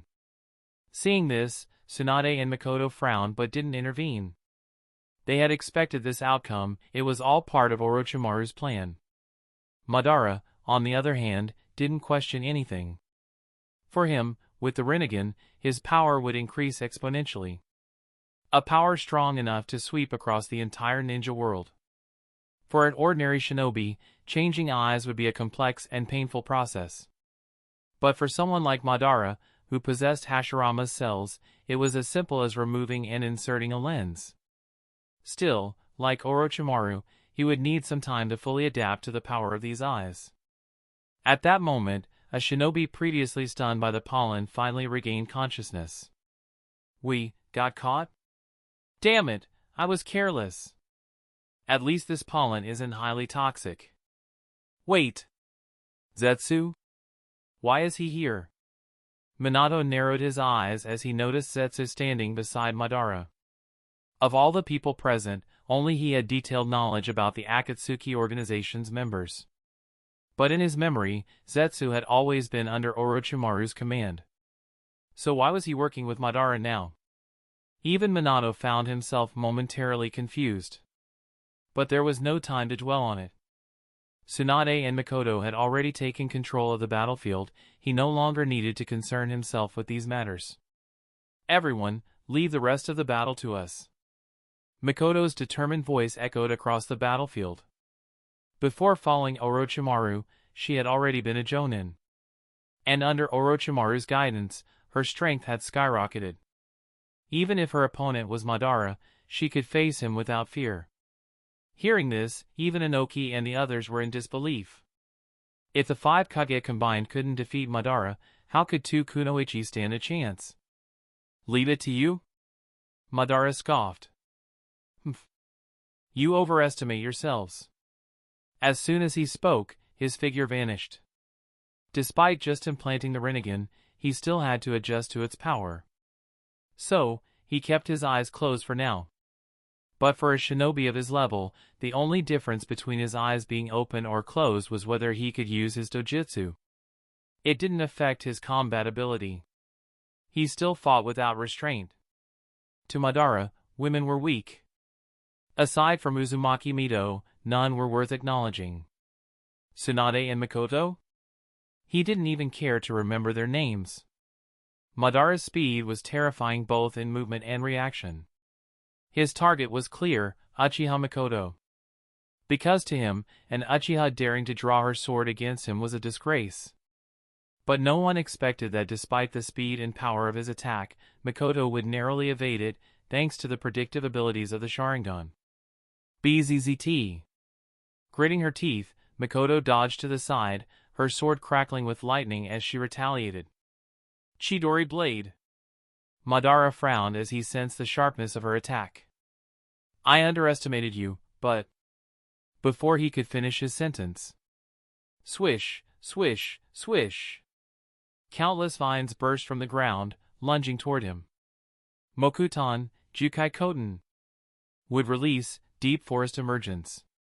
Madara reacted instantly, focusing chakra into the soles of his feet and using the body flicker technique to dodge the combined assault. Would release? So you really did inherit his power. Rather than being surprised, Madara's expression was filled with excitement. At this moment, the true warlike nature of the Uchiha clan shone through. A Senju descendant who wields Hashirama's power. Ha, you're worth killing. Come! As soon as he finished speaking, Madara swiftly formed a series of hand seals. With a loud bang, 2 enormous light blades erupted from the ground beneath Tsunade and Mikoto. Reacting quickly, the two kunoichi dodged multiple times, narrowly avoiding the attack. Damn it! He can already use Susanoo just after switching eyes? Tsunade gritted her teeth before calling out. Mikoto! Understood! Mikoto nodded, swiftly sheathing her ninja sword. At the same time, her Sharingan shifted, its three tomo merging into a complex new pattern. She took a deep breath, then declared. Susanoo. I can use it too. Chapter 383, Against Uchiha Madara, who possessed the Rinnegan, ordinary power was ineffective. Even Inoki's Gene-Ton, Dust Release, would struggle to land a hit on him. If one wanted to contend with Madara, aside from the power of the six paths, only Mokuton would release, and the Sharingan could stand a chance. For the past few years, Tsunade had been training her would release, while Mikoto had been refining her dojutsu, eye power.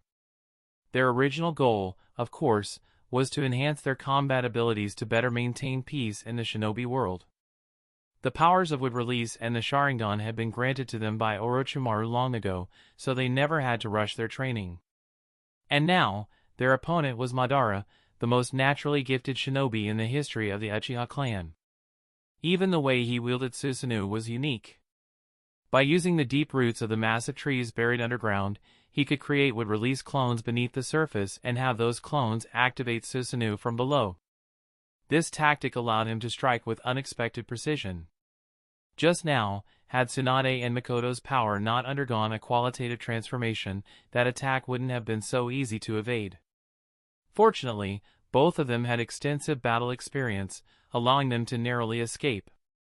Madara's Susanoo immediately entered its fourth form. A towering blue chakra giant, now complete with legs. The colossal warrior wielded a massive silver-white lightsaber, radiating an awe-inspiring presence. In contrast, Mikoto's Susanoo was completely different from what one might expect.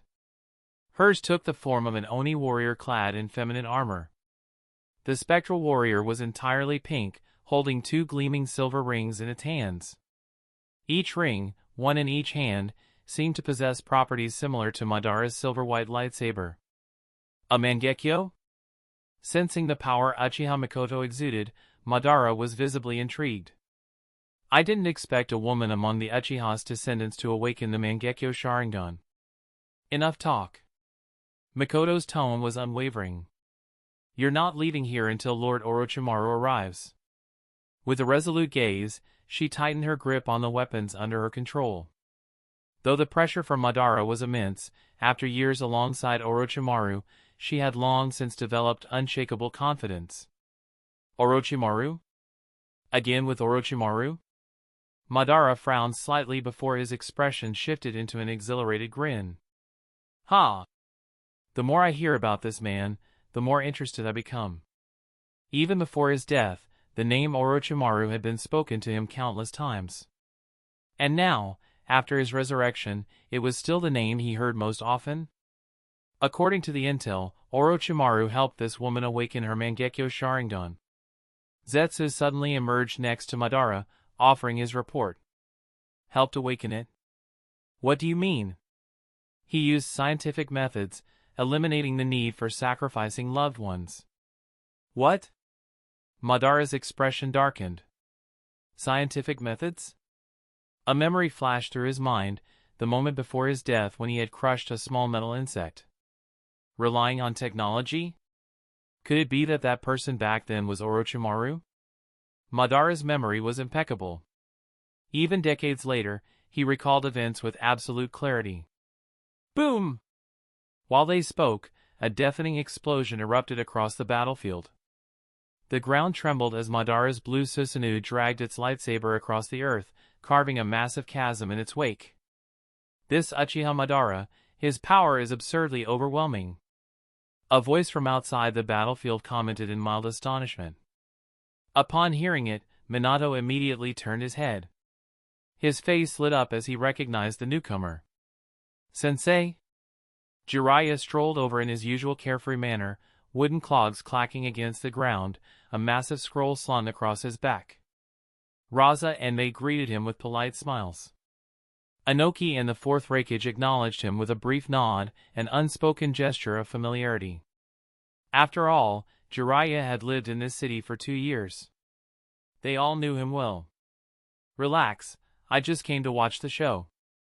Jiraiya waved off their reactions before shifting his gaze to the battlefield, where Tsunade was locked in combat. By the way, this is the first time I've ever seen Tsunade use would release. Same here, Minato agreed. But what surprised me even more was just how strong Makoto-senpai is. Jiraiya crossed his arms. Orochimaru must have done a lot of experimenting on them.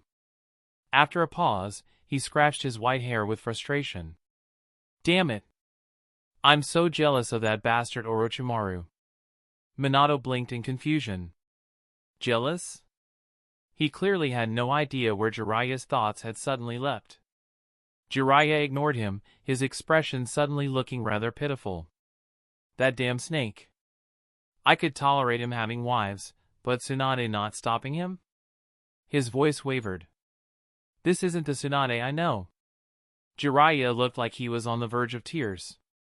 For him, Tsunade allowing Orochimaru to be with multiple women was the biggest heartbreak he had endured since moving to the Frost Country. How had Tsunade, once so headstrong and prideful, been tamed by Orochimaru to this extent? Jiraiya was both envious and bitter. Minato awkwardly scratched his head. Oh! I see. Even at a time like this, his teacher was still thinking about something so trivial? What a carefree mindset.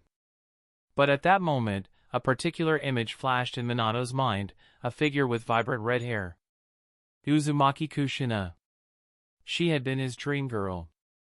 Ever since Kushina and Orochimaru left Konoha, he had felt a lingering emptiness. But what could he do? Back when they were in Konoha, Kushina would always run off to Orochimaru's house whenever she had free time, leaving him with no chance to get close to her. And after she left the village, she never returned. If anything, this was what bonded him and Jiraiya as master and disciple. Both of them had their dream lovers stolen. They were, in a way, kindred spirits in suffering. Boom! Another thunderous explosion shook the battlefield. At the end of the day, Madara's clones were just that, clones. Even though they could use Susanoo, their combat prowess was far inferior to the original. Of the two would-release clones he had created, one was now completely immobilized by Tsunade's massive entangling branches. The other was ensnared by Makoto's chakra rings, locked around its neck. After being pulled to the ground, several deep cuts had already broken through its defenses. There's still a chance.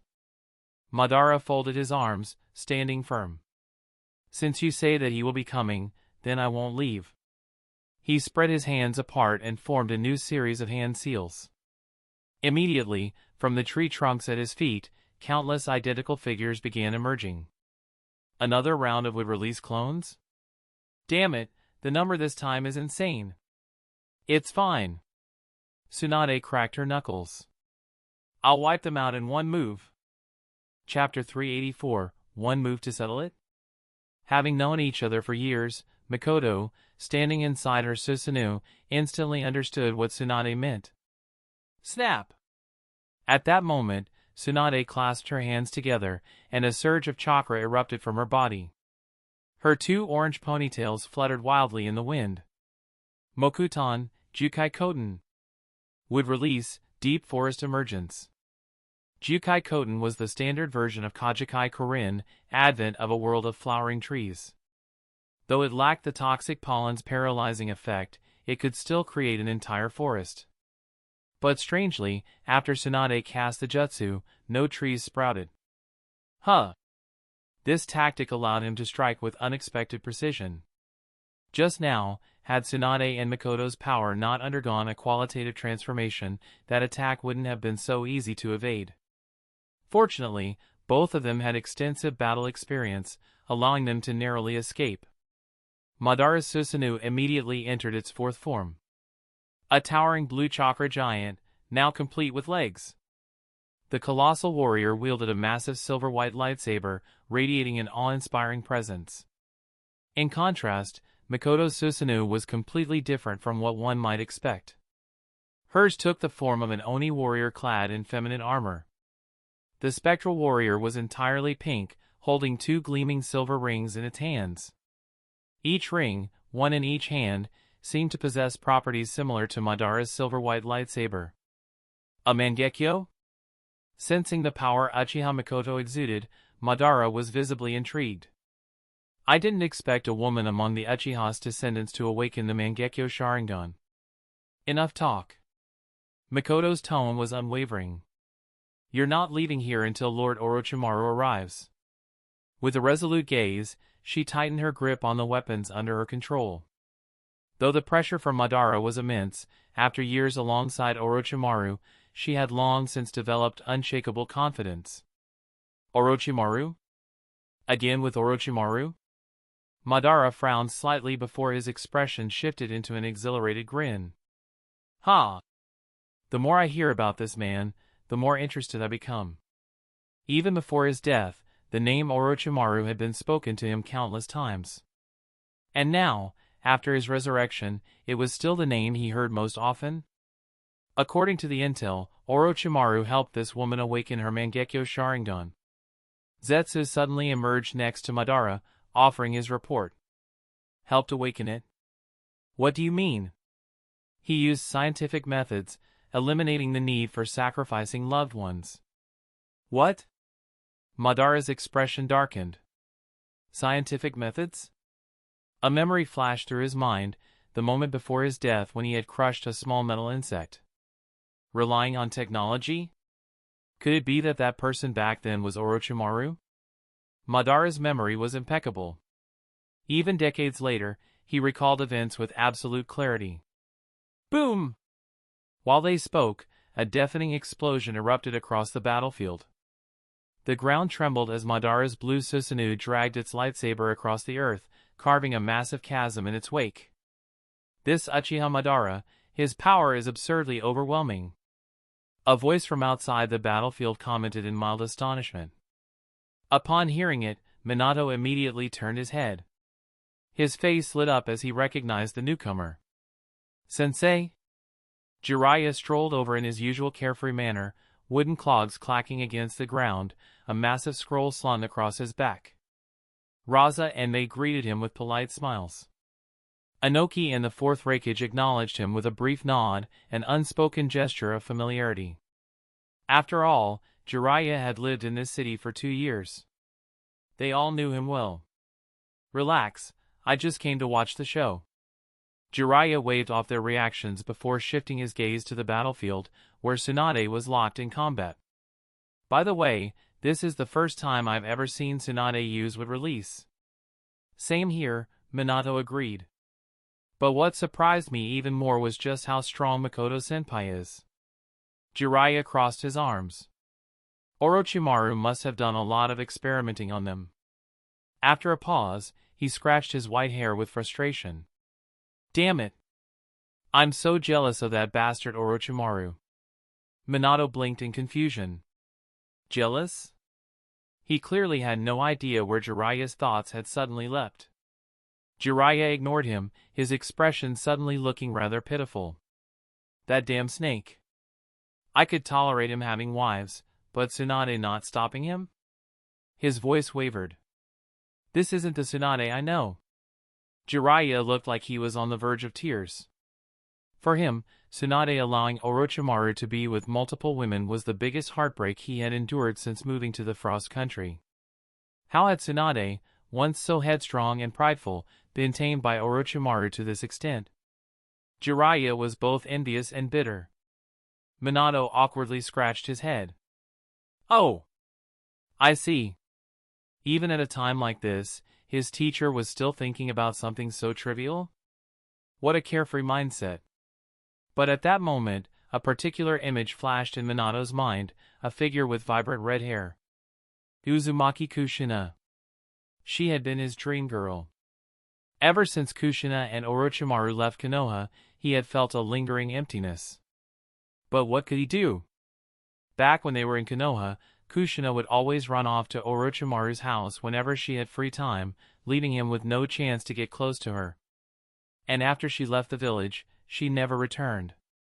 If anything, this was what bonded him and Jiraiya as master and disciple. Both of them had their dream lovers stolen. They were, in a way, kindred spirits in suffering. Boom! Another thunderous explosion shook the battlefield. At the end of the day, Madara's clones were just that, clones. Even though they could use Susanoo, their combat prowess was far inferior to the original. Of the two would-release clones he had created, one was now completely immobilized by Tsunade's massive entangling branches. The other was ensnared by Makoto's chakra rings, locked around its neck. After being pulled to the ground, several deep cuts had already broken through its defenses. There's still a chance. Madara folded his arms, standing firm. Since you say that he will be coming, then I won't leave. He spread his hands apart and formed a new series of hand seals. Immediately, from the tree trunks at his feet, countless identical figures began emerging. Another round of would-release clones? Damn it, the number this time is insane. It's fine. Tsunade cracked her knuckles.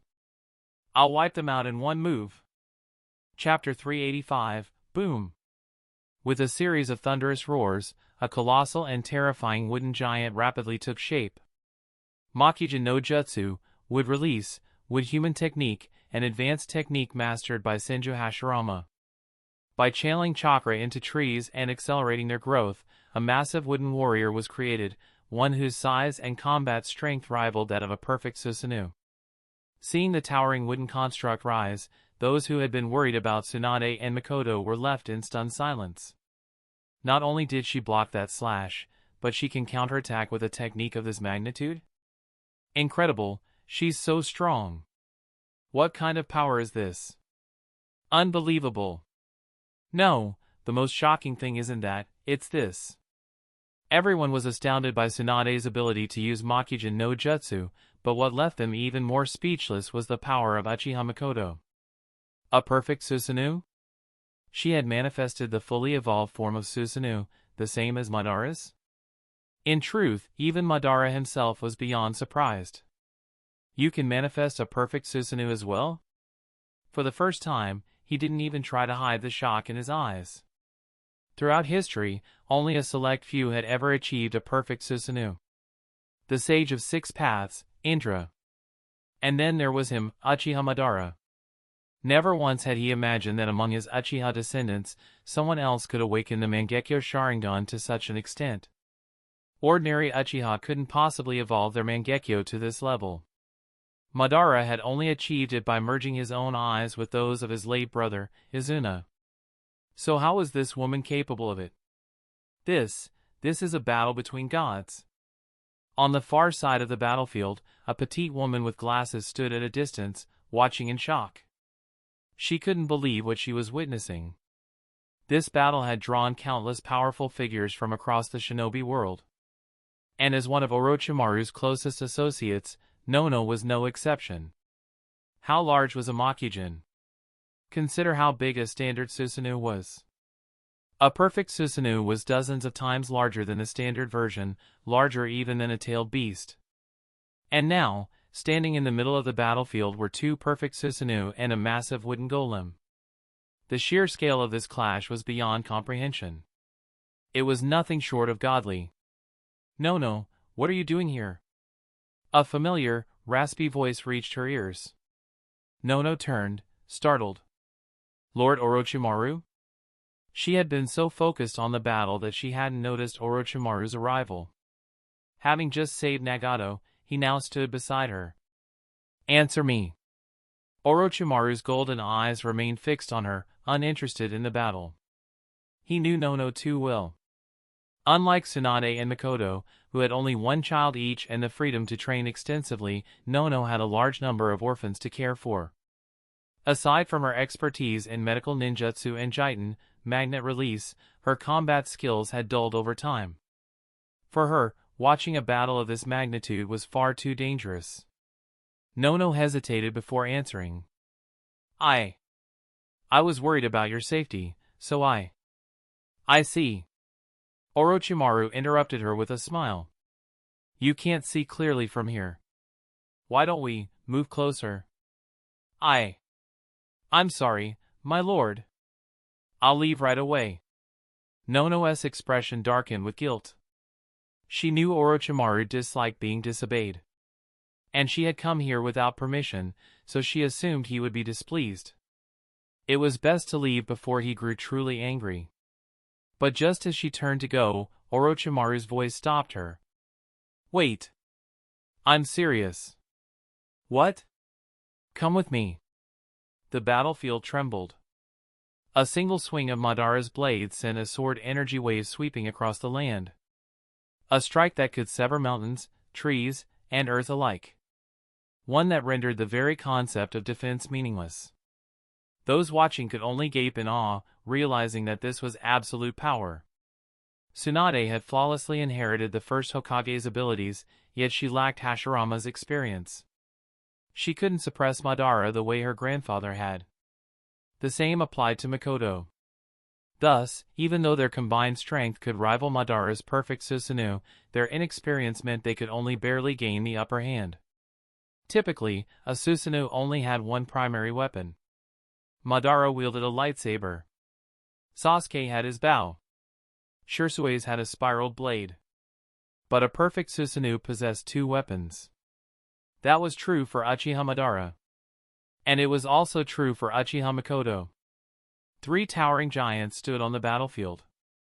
Every step they took made the earth quake. Every clash of their blades threatened to shatter the sky.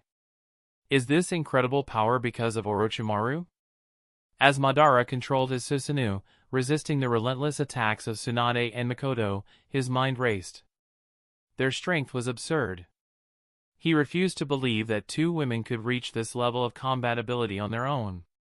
No matter. Now that my Rinnegan is active, it's time to end this. Madara stood atop his Susanoo. Blocking the Makugen's massive fist, he swiftly formed a sequence of hand seals before pressing his hands into the air. Kuchios, Gedomazo. Summoning, demonic statue of the outer path. Boom! The earth trembled violently. Rumble! A monstrous arm suddenly erupted from the ground, slamming into the battlefield with a deafening crash. Then another. And soon, a massive humanoid figure emerged. A nine-eyed monstrosity towered over everything. Its unholy roar echoed through the night. Though the air had been tempered moments ago, the very presence of this entity seemed to steal the warmth from the atmosphere. This was the Gedomazo. The empty husk of the Ten Tails. Right now, it contained the chakra of all the tailed beasts, except for Komiai, Seven Tails. Its emergence alone was enough to make every ordinary shinobi tremble in terror. For the first time, even Tsunade and Mikoto hesitated. They had never fought against a being like this before. A creature beyond human comprehension. But then... whoosh! A Baijidama, tailed beast bomb, streaked across the sky, striking the Gedomazo square in the face. Boom! The resulting explosion was deafening. And then... a massive, insect-like creature descended from the sky. A voice, deep and slightly magnetic, echoed through the battlefield. Uchiha Madara. I've heard much about you. Chapter 386, the monster's deafening roar once again echoed through the night sky. The Gedomazo, demonic statue of the outer path, was immensely powerful, an entity that could only be controlled by someone wielding the Rinnegan. And now, with 8 tailed beasts sealed within it, its combat ability had reached an unprecedented level. Yet, before it could even demonstrate its power, it was struck head-on by a Baijidama, tailed beast bomb. Naturally, it didn't feel too good. The destructive force of a Baijidama was enough to create a massive crater with a single blast. However, Tsunade remained at a safe distance atop her Makugen, ready to defend herself at any time. Meanwhile, Mikoto and Madara had not been at the center of the explosion, so the attack didn't result in any casualties. When the dust settled, the Gedomazo's body had been torn apart. But it was already regenerating. This was the Gedomazo's power. A Baijidama was a fusion of yin-yang release chakra. While devastating, it was incapable of dealing lasting damage to the Gedomazo, which had been specifically designed to house the tailed beasts. Nono had been right. This battle was beyond human. Even those watching from 500 meters away would struggle to survive without Kage-level strength. So, you're Orochimaru? Uchiha Madara stood atop his Susanoo, arms crossed as he gazed toward the two figures riding on Komiya's back. Despite his solemn expression, there was a hint of disappointment in his eyes. He had heard about Orochimaru for a long time. But now that he saw him in person, he didn't quite match Madara's expectations.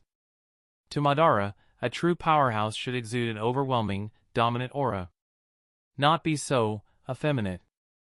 Pale skin, flowing black hair, a lean and almost sickly figure. Madara remained silent for a moment before speaking again. If you can unify the shinobi world, I will acknowledge you. Pausing briefly, he glanced at the regenerating Geto Mazo before continuing. Come. Fight me. Aside from Hashirama, you are the first opponent I truly wish to battle. Excitement flickered in his eyes as his Susanoo raised its colossal katana once again. There were many reasons why Madara wanted to fight Orochimaru. One of the biggest was what Zetsu had told him. That Orochimaru was even stronger than Tsunade and Uchiha Mikoto. Madara had never believed that anyone besides Hashirama could rival him. To him, the rest of the shinobi world was trash. Even Hashirama's younger brother, Senju Tobirama, had never been worth his attention. But today, Tsunade and Mikoto had completely shattered his expectations. Their power was nearly on par with him and Hashirama at their peak. If these two were this strong, then just how powerful was Orochimaru? Madara had to know. However, before he could make his move, Orochimaru's next words nearly made him vomit blood. No need to rush. You're not my opponent just yet. Orochimaru smiled as he continued. If you want to fight me, you'll have to defeat my two wives first. The battlefield fell into silence. Everyone was stunned. Even Tsunade, standing atop her Makijin, pressed a hand to her forehead. Mikoto, after a brief pause, let out a soft chuckle. Nono, who was standing beside Orochimaru, was nearly petrified. While she believed in Orochimaru's strength, wasn't this a bit too arrogant? Did he just outright tell Uchiha Madara that he wasn't worthy? What's wrong? I'm just stating the truth. Orochimaru's expression remained as relaxed as ever. Madara narrowed his eyes, studying Orochimaru carefully. He tried to sense his chakra. But nothing? His perception abilities couldn't detect Orochimaru's presence at all. This was impossible. Could there really be something in this world stronger than the power inherited from the Sage of Six Paths? Madara suddenly found himself questioning reality. But there was no time to dwell on it. Mikoto's Susanoo was already launching another attack. As Mikoto charged forward, Tsunade followed closely, providing support. Orochimaru, meanwhile, took Nono and vanished from Komiya's back. When they reappeared, they were inside Mikoto's Susanoo, standing behind her. Orochimaru casually lowered himself to the ground, sitting cross-legged. Mikoto, excuse me. I'll be resting for a while. Since Susanoo was a chakra construct, it could support people standing on it. And naturally, it could also serve as a seat. Given that perfect Susanoo placed its caster on its head, Orochimaru's position was essentially the best spectator's seat available. No need to apologize.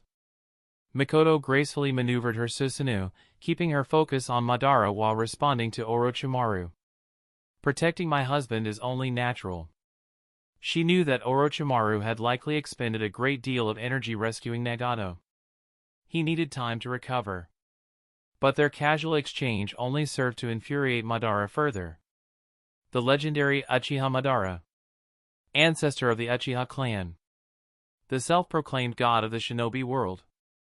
Never had he been so blatantly ignored before. Yet, Orochimaru wasn't wrong. Even with the Rinnegan, dealing with Tsunade and Mikoto wouldn't be easy. Meanwhile, Nono, still slightly flustered, turned to Orochimaru with a puzzled expression. My lord, doesn't the Flying Thunder God Jutsu require a marked seal? How did we teleport directly into Susanoo? As she spoke, she knelt beside him, gently massaging his shoulders. Orochimaru simply gestured toward Makoto's lower back. Nono followed his gaze and saw a butterfly-shaped tattoo subtly glowing through Makoto's clothing as she fought. That is a seal? Something I developed when I was bored, Orochimaru said, his voice playful. It not only offers protection but also doesn't affect appearance. He smirked. By the way, you're the only one who doesn't have one yet. Pausing for effect, he added. Would you like one? You can choose any design, and place it anywhere you like. Chapter 387, Nono understood Orochimaru's meaning, and her face flushed red with embarrassment. The Flying Thunder God technique mark, once engraved, was permanent. It could be called the mark of death when placed on an enemy. But when inscribed on oneself, it became a mark of protection? And engraved in any position. Did that mean it could be placed on anywhere? Curiously, she glanced at Tsunade in the distance. For some reason, she suddenly wanted to know where hers was located. Looking back at the lifelike butterfly on Makoto's waist, she found herself feeling a little tempted. The butterfly looked much better than the standard Umbu tattoo. While Orochimaru and Nono carried on their casual conversation, Madara's irritation grew. But right now, he was fighting two opponents at once, and dealing with them wasn't easy. Now, with Komiai, Seven Tails, joining the fray, his situation became even more complicated. Glancing between the Gedomazo, which was rapidly regenerating, and the Komiai, which was circling above, waiting for an opening to strike, Madara had a nagging sense that something wasn't right. But in the midst of battle, he had no time to think further. Roar! The Gedomazo's recovery was complete, and it let out another monstrous roar. Seeing this, Madara smirked and clasped his hands together. Let's deal with this tailed beast first. Fuinjutsu, Gedo Cane. Binding chains of the outer path. A chain of pure chakra shot from the Gedomazo's mouth, moving at lightning speed. Before Komiai could react, the chain wrapped tightly around its neck. The captured beast struggled violently, its wings flapping wildly. But this was the ultimate seal designed specifically to suppress tailed beasts. Escape was impossible. Slowly, but inevitably, Komiai was dragged toward the gaping maw of the Gedomazo. And just like that, the final tailed beast was sealed. Now, the Gedomazo contained all 9 tailed beasts, completing its transformation into the most perfect vessel for the Ten Tails. A deafening roar erupted from the massive creature. Its body pulsed with raw power as it began its evolution toward the Ten Tails. And at the same time, a surge of Yin-Yang released chakra gathered in its mouth. That's... Tsunade's eyes narrowed. A Baijidama? The moment the Gedomazo finished regenerating, it had already begun charging its attack. The Jubi's Baijidama wasn't a perfect sphere like those of ordinary tailed beasts. Instead, it took on the form of an elongated fruit. Not only was it more powerful than a standard Baijidama, but it also condensed much faster. And unlike typical Baijidama, which traveled in straight lines, this one followed a parabolic trajectory. Whoosh! Before anyone could react, the attack was already launched. The terrifyingly dense energy curved through the air, headed straight for Makoto. But Makoto was fast. She immediately controlled her Susanoo, raising its sword in defense. Yada no Tsurugi. Yada Mirror Blade. With a single slash, the Baijidama split in two. The fragmented energy scattered in all directions, creating countless small explosions throughout the battlefield. Boom! Boom! Boom! Makoto quickly scanned the area. At least there are no allies nearby. She stole a glance toward the 5 Kage's position. That area had been cleared beforehand, none of the Kage, their subordinates, or the elite spectators were within range. And Namake's Minato stood in front of them, ready to shield them from any remaining energy. As for the other 4 Kage, their combined strength would be enough to withstand the scattered shockwaves. But With the Ten Tails now present on the battlefield, Madara's burden was significantly reduced. Combining its raw power with his own Susanoo and Rinnegan abilities, he became an even greater threat. This battle was shaping up to be just as legendary as the one at the Valley of the End. Humph, how troublesome. Madara sneered. Let's see the true power of the Rinnegan. Standing atop his Susanoo, he lifted his gaze to the sky. His Rinnegan glowed with ominous energy. And then, Tengai Shinsei, Heavenly Obstruction Meteor. Boom! Boom! Boom! A deep, earth-shaking rumble echoed through the sky. Everyone instinctively turned their eyes upward. For now, nothing could be seen in the darkening sky. But they felt it. Something massive was approaching. A crushing pressure filled the battlefield. A suffocating weight bore down on everyone. What is this?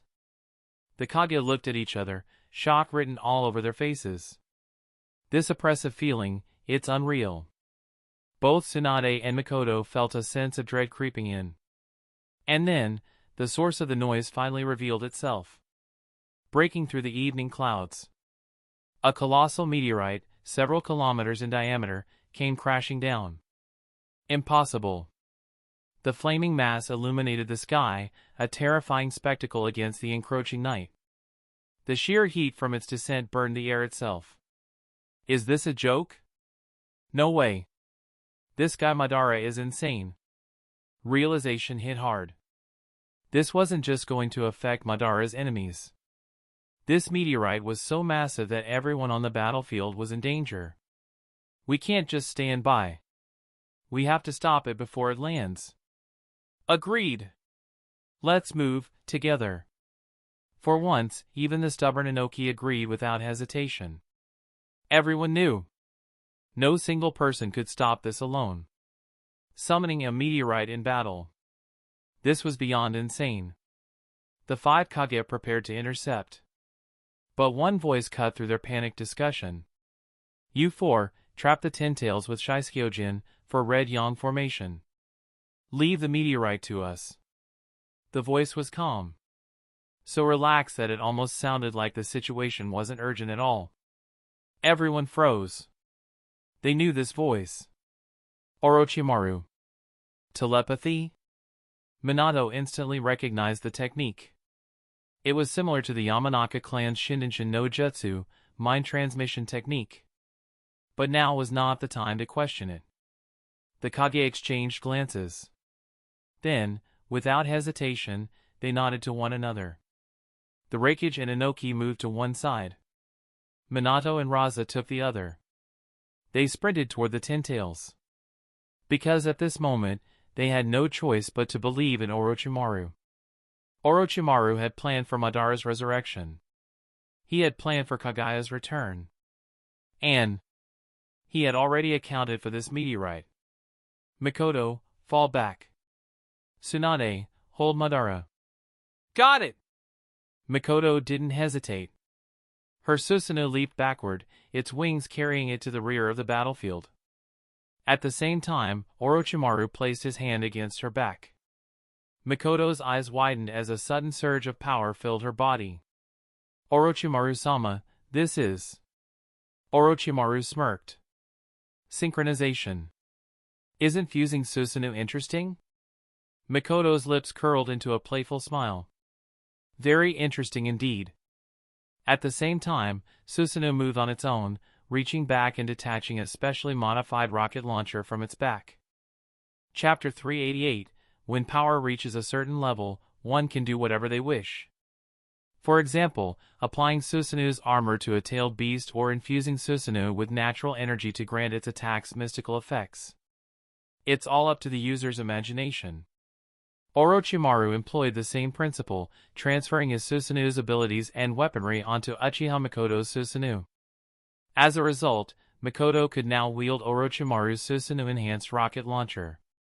The weaponry attached to a perfect Susanoo was vastly different from that of a Stage 4 Susanoo. Not only was it larger and longer, but the sheer power of the projectiles it fired was on an entirely different scale. Most notably, its appearance had changed significantly. A lifelike dragon coiled around the lengthy launcher, its head and tail wrapping seamlessly around the weapon. The barrel's muzzle took the shape of the dragon's gaping mouth, and from within, rockets would be fired. If named based on its appearance, Orochimaru would prefer to call this weapon the Dragon Cannon. As for why it took on this form, Orochimaru wasn't sure. Was it a reflection of his soul? Or an effect of his mastery of Ryochike's sage techniques? It didn't really matter. Mikoto Susanoo hoisted the Dragon Cannon and aimed at the meteorite hurtling toward them.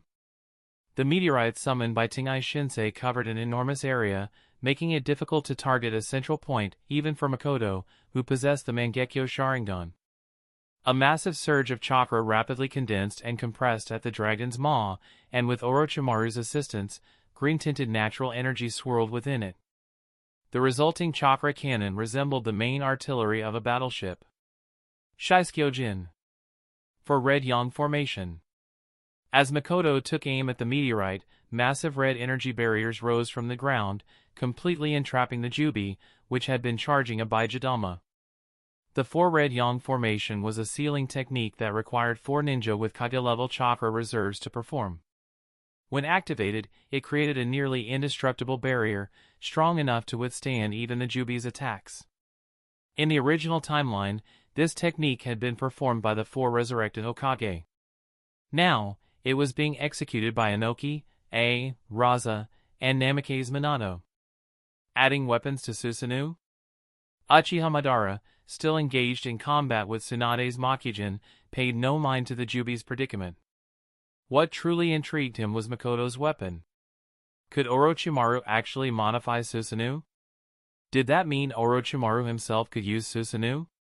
Madara's eyes locked onto Orochimaru with newfound shock. Yet, when he focused on Orochimaru's gaze, he saw no Sharingan. Only serpentine, slit-pupiled eyes. Boom! As his thoughts raced, the fully charged dragon cannon roared to life. The silver-white energy beam, tinged with green, streaked across the battlefield with overwhelming force. The cannon's base power, combined with Orochimaru's natural energy infusion, made it just as formidable as a Baijidama. The moment it struck the meteorite, an immense shockwave erupted. Boom! The collision shattered the meteorite into countless fragments. For a brief moment, the explosion illuminated the sky like a second sun, casting dazzling light against the darkened heavens. But the danger wasn't over yet. Countless shattered fragments rained down, hurtling toward the battlefield. Seeing the incoming debris, the shinobi below immediately sprang into action. Earth release. Wind release. Water release. Lightning release. Any and all jutsu capable of mitigating the impact of the falling meteorite shards were unleashed. Defensive techniques appeared one after another. Fortunately, thanks to the power of Orochimaru and Mikoto, the meteorite had been broken into relatively small pieces, making them much easier to handle. Amazing. This is unreal. Too powerful. Nono was completely dumbfounded. Mikoto, however, simply smiled. Lord Orochimaru, it worked. Such overwhelming power. That attack should be able to break Uchiha Madara's defenses, right? Nono asked excitedly. While the dragon cannon might not have covered as wide an area as a Baijidama, in terms of penetration power, it far surpassed it. Destroying a meteorite several kilometers in diameter with a single shot spoke for itself. Hearing Nono's remark, Orochimaru smirked. Don't get too excited. Look at the sky again. The sky? As everyone followed his gaze, their expressions changed. No, this can't be. You're joking, right? What the hell? Rumble. A deep, oppressive roar echoed once more. This time, there were 5 of them. 5 more meteorites had broken through the clouds, descending rapidly toward the battlefield. Silence. Then, as if struck by lightning, all eyes turned toward Uchiha Madara. Is this guy insane? 5 meteorites? This is beyond ridiculous. Unlike a normal explosion, when a meteorite struck the ground, the impact area was just the beginning. The real devastation came from the shockwave that followed. A single meteorite could level an entire city. 5. That was nothing short of apocalyptic. Orochimaru calmly analyzed the situation. Based on the Dragon Cannon's charge time, we could only destroy 4 before they hit the ground. Inoki suddenly spoke up. Then leave the last one to me. He shot into the air, his old voice filled with unyielding determination. Damn it, I may be retired, but I refuse to just sit here and wait for death. Orochimaru chuckled. Very well. While the original Fourth Great Ninja War had taken time to unite these forces, under the immediate pressure of Madara's relentless attacks, they had no choice but to work together. Now was the perfect opportunity. The Dragon Cannon charged once more. Boom! Boom! Boom! Boom! With unparalleled penetration power, the Dragon Cannon shattered 4 of the 5 meteorites, turning them into a meteor shower of smaller debris. Inoki reached the last meteorite just in time. Earth release, lightweight rock technique. The immense rock suddenly became weightless, allowing Inoki to manipulate it mid-air. As it neared the ground, massive waves of gold sand and hardened earth rose to cushion its descent, allowing it to land safely. But the battle wasn't over. Would release, drew several thousand hands. Tsunade, unwilling to waste any more time with Madara, ignored the falling debris. She pressed her hands together and unleashed the first Hokage's strongest technique. A colossal wooden Buddha, towering even larger than the Jubi, erupted from the ground. Its countless arms stretched outward, preparing to crush Madara. Madara's eyes burned with excitement. Ha ha ha. Now this is a real fight. But he wasn't about to back down. Under his command, his blue Susanoo raised its sword, facing the overwhelming force of the Buddha head-on. Rinbo, Hengoku. Limbo, Border Jail. Chapter 389. This was a battle of Super Kage-level powerhouses, where every fighter unleashed their ultimate techniques one after another. Since Orochimaru had not used Edo Tensei, the current Madara, despite possessing Hashirama cells and the Rinnegan lacked Senju chakra. However, this did not affect his ability to use the Rinnegan.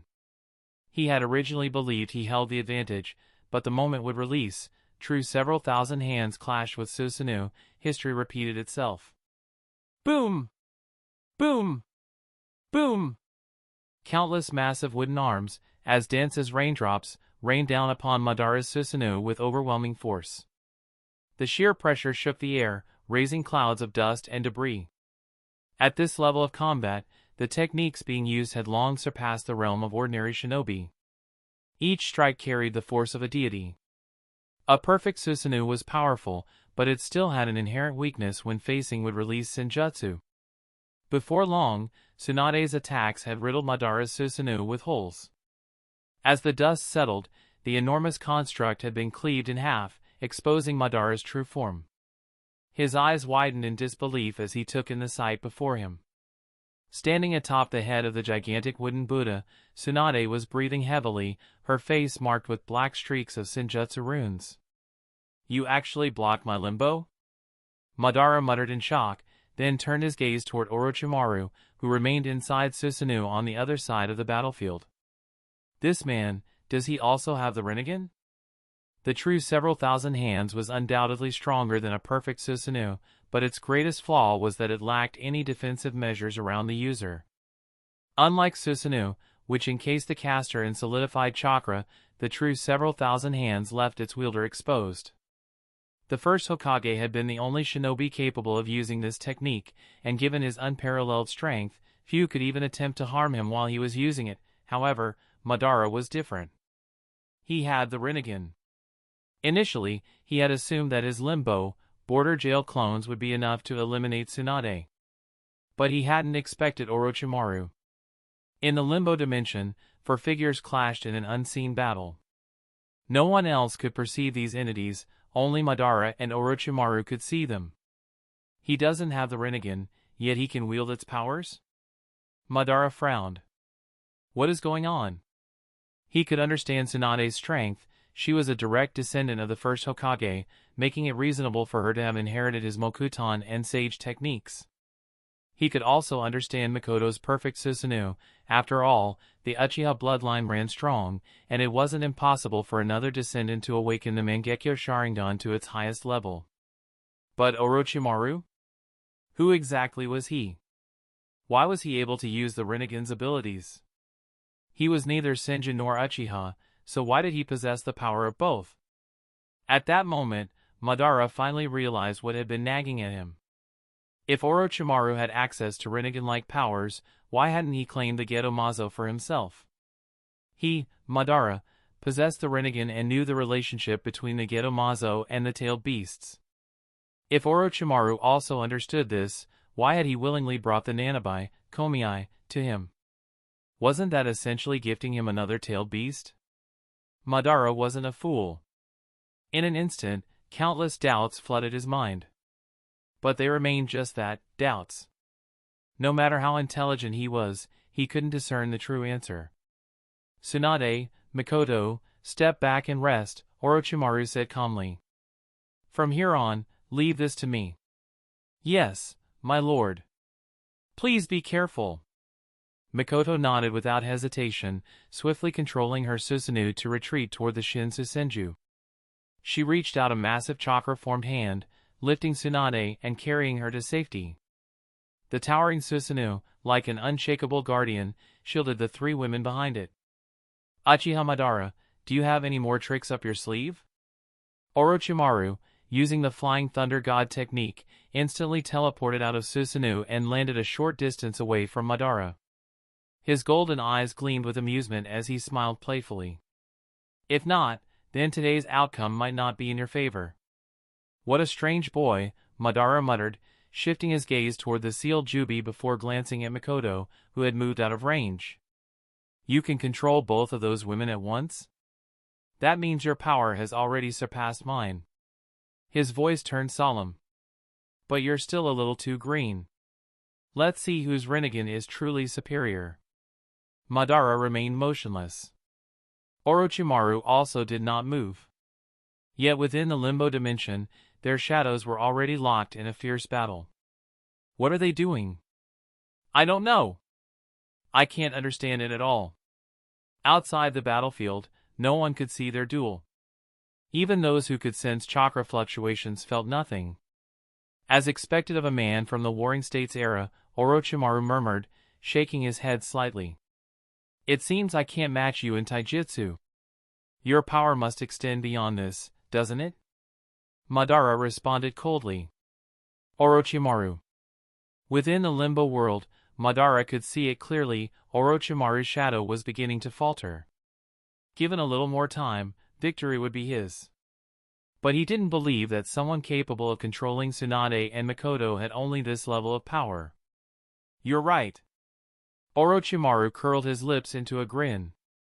Behind him, 9 black spheres appeared, floating ominously. Those are... Truth-seeking ball?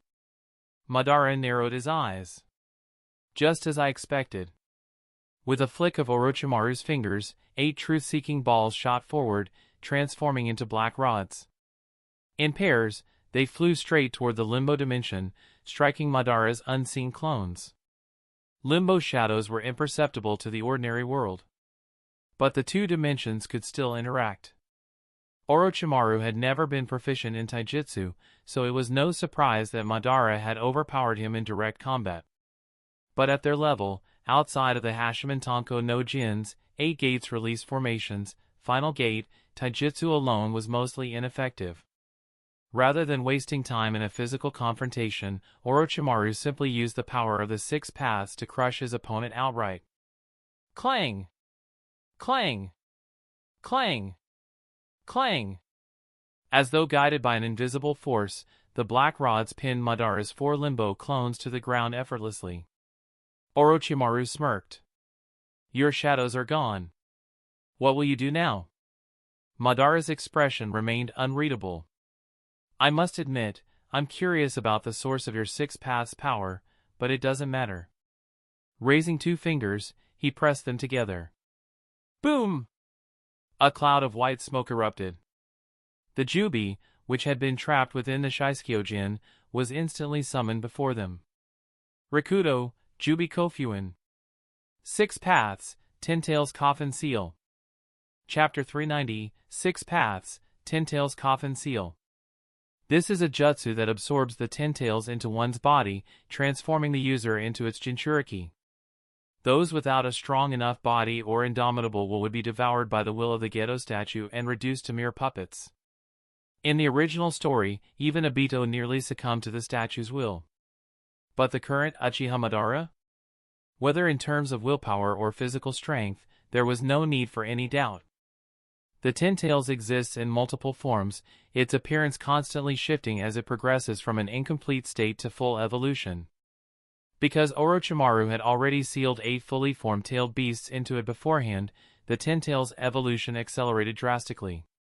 Not only did it now possess 10 massive tails, but its overall form had also taken on the complete and imposing shape of the original Ten Tails.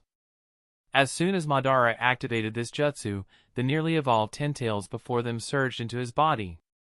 At this stage of evolution, if Madara wished, he could directly transform the ten tails into the God Tree.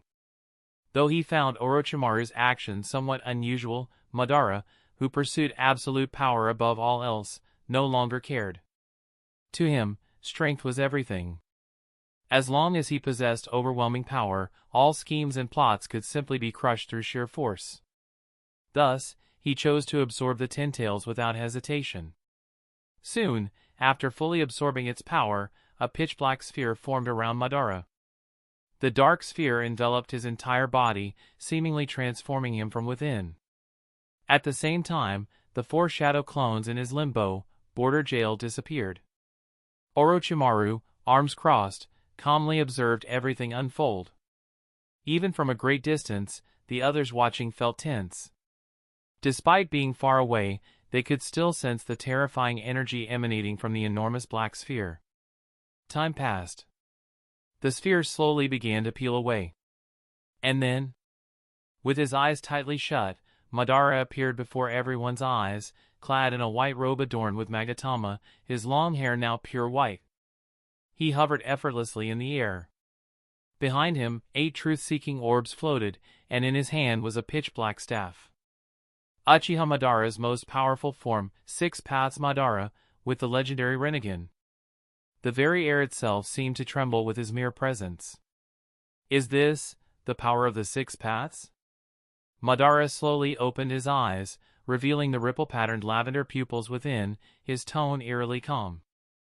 Only after absorbing the Ten Tails did he truly grasp the extent of his newfound strength. So much power! Madara clenched his fist, his face filled with arrogance as he looked down at Orochimaru. Orochimaru, how do you plan to fight me now? You'll find out soon enough, Orochimaru replied with a faint smile. As soon as the words left his mouth, a single truth-seeking orb behind Orochimaru transformed into a sword resembling the Kusanagi blade, which then flew into his hand. The blade and hilt were as dark as ink, yet radiated an incomparably sharp aura. Behind him, the 8 truth-seeking orbs that had once belonged to Madara's limbo clones floated silently. His previously flowing black hair had also turned stark white due to the immense surge of power. The same 6 Paths Magatama robe. The same truth-seeking orbs. But where Madara resembled a warrior wielding a battle staff, Orochimaru appeared more like a mage wielding a longsword. Well, a staff-wielding warrior and a sword-wielding mage? That was certainly an odd contrast. Madara's gaze sharpened. So, you possess the same 6 Paths power, but... His eyes gleamed coldly. It's meaningless. Whoosh! The moment he finished speaking, Madara soared into the sky. Clap! He brought his hands together in a decisive motion.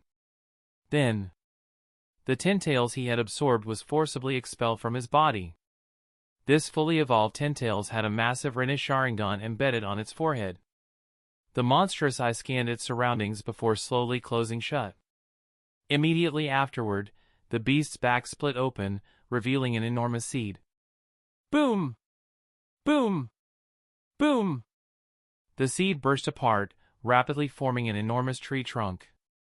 At the same time, countless roots spread out in all directions at an alarming rate. These roots had terrifying penetrative power, attacking indiscriminately. Even Orochimaru, who stood closest, was not exempt. Fortunately, his body was protected by truth-seeking orbs, rendering the roots incapable of piercing him. As for Tsunade and the others in the distance, Orochimaru was unconcerned. With their strength, mere tree roots were not a significant threat. In the blink of an eye, a divine tree of immense power had taken root and towered over the battlefield. This was the God Tree, the source of all chakra. And now, it belonged to Uchiha Madara. At the very top of the tree, a massive flower had begun to bloom, a precursor to the birth of its fruit. In just 15 minutes, the flower would fully blossom and bear fruit. And once that happened, in his current state, Madara could instantly cast infinite Tsukuyomi. Now, Orochimaru, let's have a good fight. Whoosh! Summoning the God Tree was merely the prelude. Madara immediately launched an attack, hurling two truth-seeking orbs straight at Orochimaru without hesitation. Bang! Orochimaru flicked his longsword, effortlessly deflecting the two incoming orbs. At the same time, he shot forward at an incredible speed, charging straight at Madara. Madara swung his black staff. Orochimaru slashed down with his sword. Clang! The staff and sword collided, producing a sharp, resonating sound. Both combatants exerted force simultaneously, forcing each other back. They now hovered in the air, each wielding 8 truth-seeking orbs and a weapon of power. At a glance, they seemed evenly matched. Yes, this was a true clash of two beings at the 6 paths level.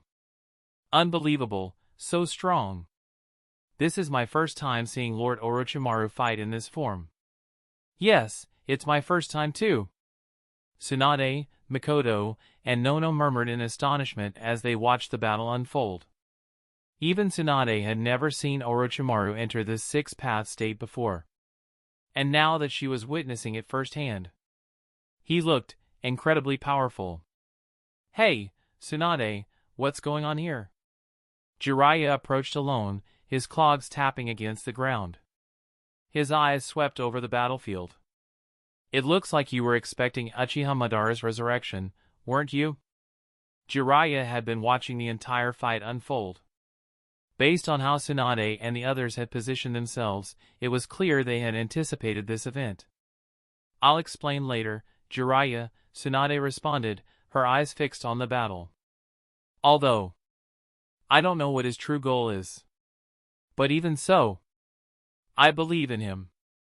Jiraiya's expression darkened. Believe in him? Look at his current state. He looks almost identical to Madara. If this keeps up, that strange tree might. No, Jiraiya, Tsunade cut him off. He's doing this on purpose. Chapter 391, hearing Tsunade's words, Jiraiya couldn't believe his ears. When he returned, the ninja world had already been unified, so he had no idea what level Orochimaru's strength had reached. But now, he was witnessing the sheer power of Uchiha Madara firsthand. And yet, Orochimaru was deliberately stalling for time against an opponent like this? Was she serious? You really won't understand if I explain it now, but you'll see soon enough, Tsunade said dismissively. She didn't want to say anything more at the moment. She knew that Orochimaru's ultimate goal was to resurrect Kaguya. And for that to happen, Uchiha Madara needed to activate the infinite Tsukuyomi. This was something Orochimaru had explained to them long ago. The correct time to defeat Madara was after he had cast the infinite Tsukuyomi. Since the critical moment had yet to arrive, it was pointless to reveal anything now. Whoosh! Boom! Boom! Near the God Tree, multiple truth-seeking orbs clashed, creating thunderous explosions. The two combatants were locked in a fierce aerial battle, their movements relentless. Madara dived downward, thrusting his black staff forward. Orochimaru's pupils contracted. Without hesitation, he raised his sword to meet the attack. Clang! Once again, their weapons, both formed from truth-seeking orbs, collided. The force of their clash sent shockwaves rippling outward, kicking up massive clouds of dust. Their power appeared evenly matched, and since their weapons were made from the same material, there seemed to be little difference in their strength. What a fine display of power! Ha! I haven't been this excited since Hashirama. Madara grinned, exhilarated. But Orochimaru, it seems I won't be able to take you down so easily today. It does seem that way, Orochimaru replied, twirling his sword slightly as a faint smirk appeared on his lips. By all logic, Orochimaru's 6 paths power should have been inferior to Madara's. After all, Madara had absorbed the true power of the Ten Tails, while Orochimaru had merely obtained a fragment from a small meteorite. However, people seemed to forget what kind of person Orochimaru was. With the help of his system, he had devoted nearly 40 years to scientific research. It had already been several years since he acquired the Rinnegan. Over time, he had found a way to replicate the power of the Ten Tails. Whether it was the Rinnegan, the Sage Body, or the tailed beasts, Orochimaru had managed to reproduce them all. Yes, tailed beasts were chakra entities. Even if they were killed, they would eventually regenerate. But at the same time, they were still living beings of flesh and blood. Chakra itself was a fusion of physical energy and spiritual energy. Just like how the Gold and Silver brothers had gained the Nine Tails chakra by consuming its flesh and blood, Orochimaru's ability to replicate the power of the Ten Tails was completely feasible. Other villages had managed to reproduce the power of the Eight Tails and the Nine Tails. So why couldn't Orochimaru do the same? The only difference was that normal Jinchuriki borrowed the chakra of their tailed beasts through peaceful coexistence. Orochimaru, on the other hand, had directly fused these replicated powers into his very cells, fully integrating them into his body. That was how he had strengthened his 6 paths power to this degree. This was Orochimaru's true secret. Other than his modified son, not even Tsunade knew the full extent of it. In terms of 6 paths power, Orochimaru was actually stronger than Madara. Unlike Madara, he possessed a true sage body and senjutsu. Madara did not. Madara smirked. Even if I can't defeat you, the God Tree is already mine. You won't be able to save the world. Oh? Orochimaru's smirk widened. Isn't it a little too early to be saying that? Something about Orochimaru's smile unsettled Madara. His expression suddenly shifted. What? What's going on? A surge of violent chakra flared up behind him. Madara turned his head slowly and saw a young man in a green jumpsuit and a bowl-cut hairstyle standing near a massive boulder. The young man's arms were crossed. Blue steam was rising from his body. The 7th gate, Gate of Shock, open. Boom! The sheer force of his chakra shook the ground, causing massive cracks to spread outward. This is... Madara was stunned. When had this guy managed to get behind him? And this technique? The 8th gate, Gate of Death, open. Boom! The blue steam gradually turned crimson. The very ground beneath Metkai crumbled under the sheer intensity of his chakra. Loose rubble was sucked into the air by the violent energy surging around him. I don't know exactly what's going on, he declared, his voice booming with determination. But to protect the peace of the ninja world, I shall burn my youth to the limit. With a mighty roar, his aura reached its peak. Take this! Whoosh! In the blink of an eye, Guy vanished from the ground and reappeared above Madara's head. Boom! A massive shockwave erupted. The sheer speed of the attack was so extreme that Madara couldn't dodge in time. His only option was to raise his staff to block. But the truth-seeking staff was only immune to ninjutsu. It could not completely defend against taijutsu. Boom! Madara, one of the most powerful shinobi in history, was knocked out of the sky by Guy's strike. Boom! Another devastating attack landed. There was no doubt about it. The 8 gates release formation. A technique that transcended the limits of taijutsu. A forbidden power. By unlocking all of one's physical restraints, it granted dozens of times the user's normal strength. Each successive gate granted even greater power, culminating in the 8th and final gate. Once fully opened, it became the 8 gates release formation, unleashing power that could even surpass the 5 Kage. But in exchange, the user's life force would be completely burned away. Guy had no hesitation in using it, because Orochimaru had already informed him of a certain truth. Moreover, he was a piece that Orochimaru had placed on the board long ago. Everyone watching was stunned to see Madara being relentlessly pummeled by Guy. The current Guy wasn't the 30-year-old man from the original timeline. He was still in his 20s. While his overall combat experience might not match his future self, his 8 gates release formation was undoubtedly at its peak. So strong. This is terrifying. Is it really possible to reach this level with taijutsu alone? Overhead, Orochimaru chuckled softly. The strongest taijutsu user in the ninja world, enhanced by advanced strengthening serum, combined with the peak physique of his youth. Uchiha Madara, feel it for yourself.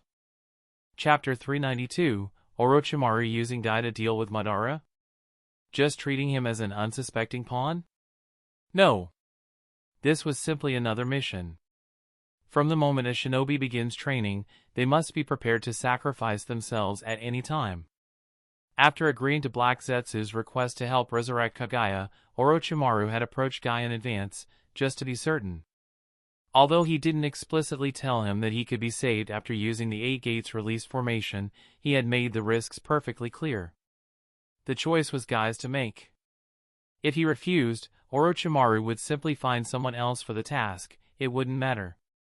Guy had absolute freedom in his decision.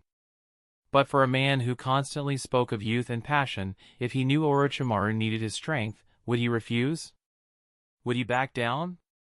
Absolutely not. And so, the 20-something-year-old Guy had stepped forward with the resolve to lay down his life. Orochimaru had simply sent him a message, telling him that 7 gates wouldn't be enough, so Guy opened the 8th gate without hesitation. Thus, the man who was nearly kicked out of the final battle in the original timeline had now arrived ahead of schedule, face to face with Uchiha Madara. Evening Elephant. A taijutsu of overwhelming force, requiring all 8 gates to be opened before it could be unleashed. Punch after punch, strike after strike, rained down upon Madara. Against such a relentless assault, even if Madara could react, without the Flying Thunder God technique, he simply couldn't dodge. It was just like when Sasuke fought Lee all those years ago.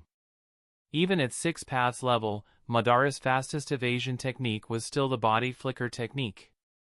And no matter how fast it was, it could not outrun the sheer speed of the 8 gates release formation. His truth-seeking orbs, which could be used for defense, had an effective range of only 70 meters. Beyond 70 meters, they were out of his control. But now, most of his truth-seeking orbs had been led away by Orochimaru. His Limbo clones had also been defeated by Orochimaru. At this moment, all he could do was take the beating. The friction of Guy's attacks heated the air itself, the ground shattered beneath them, and with one final, devastating kick. Boom! The colossal shockwaves sent Madara crashing into the god tree before he collapsed to the ground. A taijutsu that strikes the air to generate shockwaves? Lying on the ground, Madara wiped the blood from the corner of his mouth. Struggling to his feet, he muttered, "Is this an air cannon? Good thing I recovered 2 of my truth-seeking orbs. If all of those had landed, things would have been much more troublesome." "Did you forget about me?" Orochimaru's hoarse voice echoed behind him like a whisper from the abyss. Madara's body tensed. Bang! Another powerful kick sent Madara flying. Flying Thunder God? How is that possible? Midair, Madara's face twisted in shock. What was so special about Tobirama Senju's Flying Thunder God technique? Was it something just anyone could use? First, there was that yellow-haired brat. And now, Orochimaru too? But more importantly, how had he even teleported behind him? Madara had no time to think. Because right at that moment, the green-clad, bowl-cut warrior charged toward him for the final strike. Night Guy! A roar of pure might. Violent chakra erupted into the sky. A blood-red dragon materialized in midair, its roar igniting the entire battlefield. Night Guy, the ultimate secret of the Eight Gates release formation. The strongest technique, unleashed at the cost of burning away one's own life force. Its power was so overwhelming, it could distort space itself. At this sight, even Uchiha Madara showed a hint of genuine surprise. This guy's taijutsu is actually this powerful? Seeing this technique firsthand is truly exhilarating. From his position, Orochimaru could clearly feel the devastating might of the incoming attack. This blow, it truly distorted the very fabric of space. Even with the Flying Thunder God technique, there was no way to completely evade it. Guy, engulfed in blood-red flames, charged straight toward Madara. Boom! A deafening impact. Splurt! The sheer force of the strike sent Madara flying, blood spewing from his mouth as his body was hurled across the battlefield. This. Such incredible power. There was no doubt. That one kick had shattered Madara's body. And it left every single spectator in complete shock. Even powerful shinobi like Inoki couldn't help but click his tongue at the sheer force behind it. Seriously, what is it with Konoha? Tsunade and Mikoto had already displayed power beyond Kage level. And now, Guy almost kicked a 6 paths level Madara to death? How the hell is anyone supposed to compete with that? Konoha was utterly ridiculous. Not only were legendary bloodlines everywhere, but even their so-called random shinobi were pulling off this kind of insanity? Guy! As the battlefield finally settled, Kakashi's voice rang out in distress. The silver-haired shinobi rushed forward, his heart filled with worry. Ever since Obito's death, Guy was one of the few close friends he had left. Their bond had become so deep that they even shared forbidden techniques with each other. Kakashi knew the consequences of the Eight Gates better than anyone. And as he sprinted across the battlefield, his eyes were filled with sorrow. But Orochimaru, he didn't care about Madara at all. Instead, he immediately used his jutsu to replenish Guy's burned blood and vitality, then carried him out of the battlefield. Meanwhile, Madara's shattered body was already beginning to rapidly regenerate. Cough! Madara spat out another mouthful of blood, his face twisting into a grin. Such immense power. Ha ha ha. But it's already too late. By now, his body was nearly restored. Ignoring everything else, Madara ascended into the sky. The god tree's flower had already bloomed, revealing blood-red buds adorned with magatama. The buds pulsed, resonating with the moon above. And the moment Madara reached them, the third eye on his forehead snapped open. A dazzling white light burst forth from the moon, flooding the entire world in its glow. Chapter 393. It was a large-scale jinjutsu of immense range, a world-ending technique that could only be activated by those who possessed the Rinne Sharingan. At the same time, it was also the key to unlocking the seal of the 6 paths Chibaku Tensei. Long ago, Hamura and Hagoromo had used the 6 paths Chibaku Tensei to seal Kagaya inside the moon. This jutsu utilized the power of the 6 paths. Thus, undoing the seal also required the power of the 6 paths. The blinding moonlight illuminated the night as if it were day. Everyone bathed in this light had their pupils transformed, rippled patterns forming in their eyes as they gazed blankly at the sky. Within this brilliant radiance, only a white Susanoo remained, protecting a handful of individuals who were still conscious. What a terrifying technique! Jiraiya, standing inside Orochimaru's Susanoo, was visibly horrified. After Orochimaru emerged, he had teleported Guy here using the Flying Thunder God technique, marking his location beforehand. Then, he activated Susanoo, shielding several people from the jutsu. At this moment, aside from Uchiha Madara himself, only those inside Susanoo remained unaffected. Everyone else had fallen, even Namake's Minato and the others nearby were no exception. Isn't this too exaggerated? Tsunade, watching the light-soaked sky and the numerous Kage-level shinobi instantly subdued, was shocked. At the same time, the god tree had begun wrapping its captured victims in branches, pulling them upward and draining their chakra. If not for Orochimaru's Susanoo, they too would have been ensnared and enslaved by the technique. Infinite Tsukuyomi was ultimately just an advanced Jinjutsu. However, to resist it, one required the Rinnegan.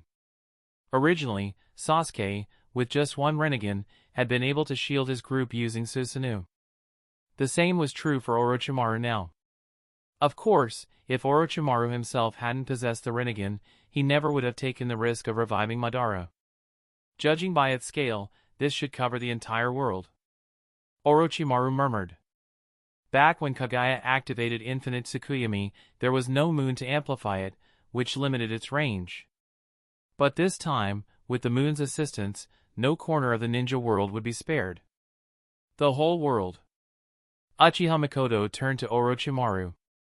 Lord Orochimaru, are you really certain? If this jutsu cannot be undone, won't we? Relax. Orochimaru cut her off effortlessly. Since when have you ever seen me do something I wasn't confident about? But in this situation, no one else can help you anymore. You're on your own. Even Tsunade was concerned. Although she had absolute faith in Orochimaru, she knew his true goal was to resurrect Kagaya. And given the battle they had just witnessed, even if Orochimaru could defeat Madara, would he really be able to handle Kagaya? I know. Just leave it to me. You all stay here. With those words, Orochimaru deactivated Susanoo and vanished. While they were talking, the dazzling radiance of Infinite Tsukuyomi had already begun to fade. By the time they processed Orochimaru's words, he had already flown far away, leaving Tsunade and the others unable to object. Because in their memories, Orochimaru had never once done something reckless. Madara descended slowly to the ground, where Zetsu emerged beside him. Since Black Zetsu was the manifestation of Kagaya's will, and White Zetsu was a byproduct of Infinite Tsukuyomi, neither was affected by the technique. Watching Orochimaru appear before him once again, Madara wiped the blood from the corner of his mouth. Boy, there shouldn't be anyone left to interfere now, right? Do you still want to continue fighting? No. Have you finally come to your senses? No. Orochimaru smiled. I just wanted to tell you something. Something? What is it? Madara frowned. A shinobi should never turn his back on an enemy.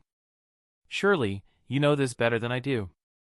Before Madara could react, Black Zetsu's hand had already pierced through his chest from behind. Sorry, Madara. Black Zetsu's hoarse voice echoed like a whisper from the underworld. Zetsu? My body.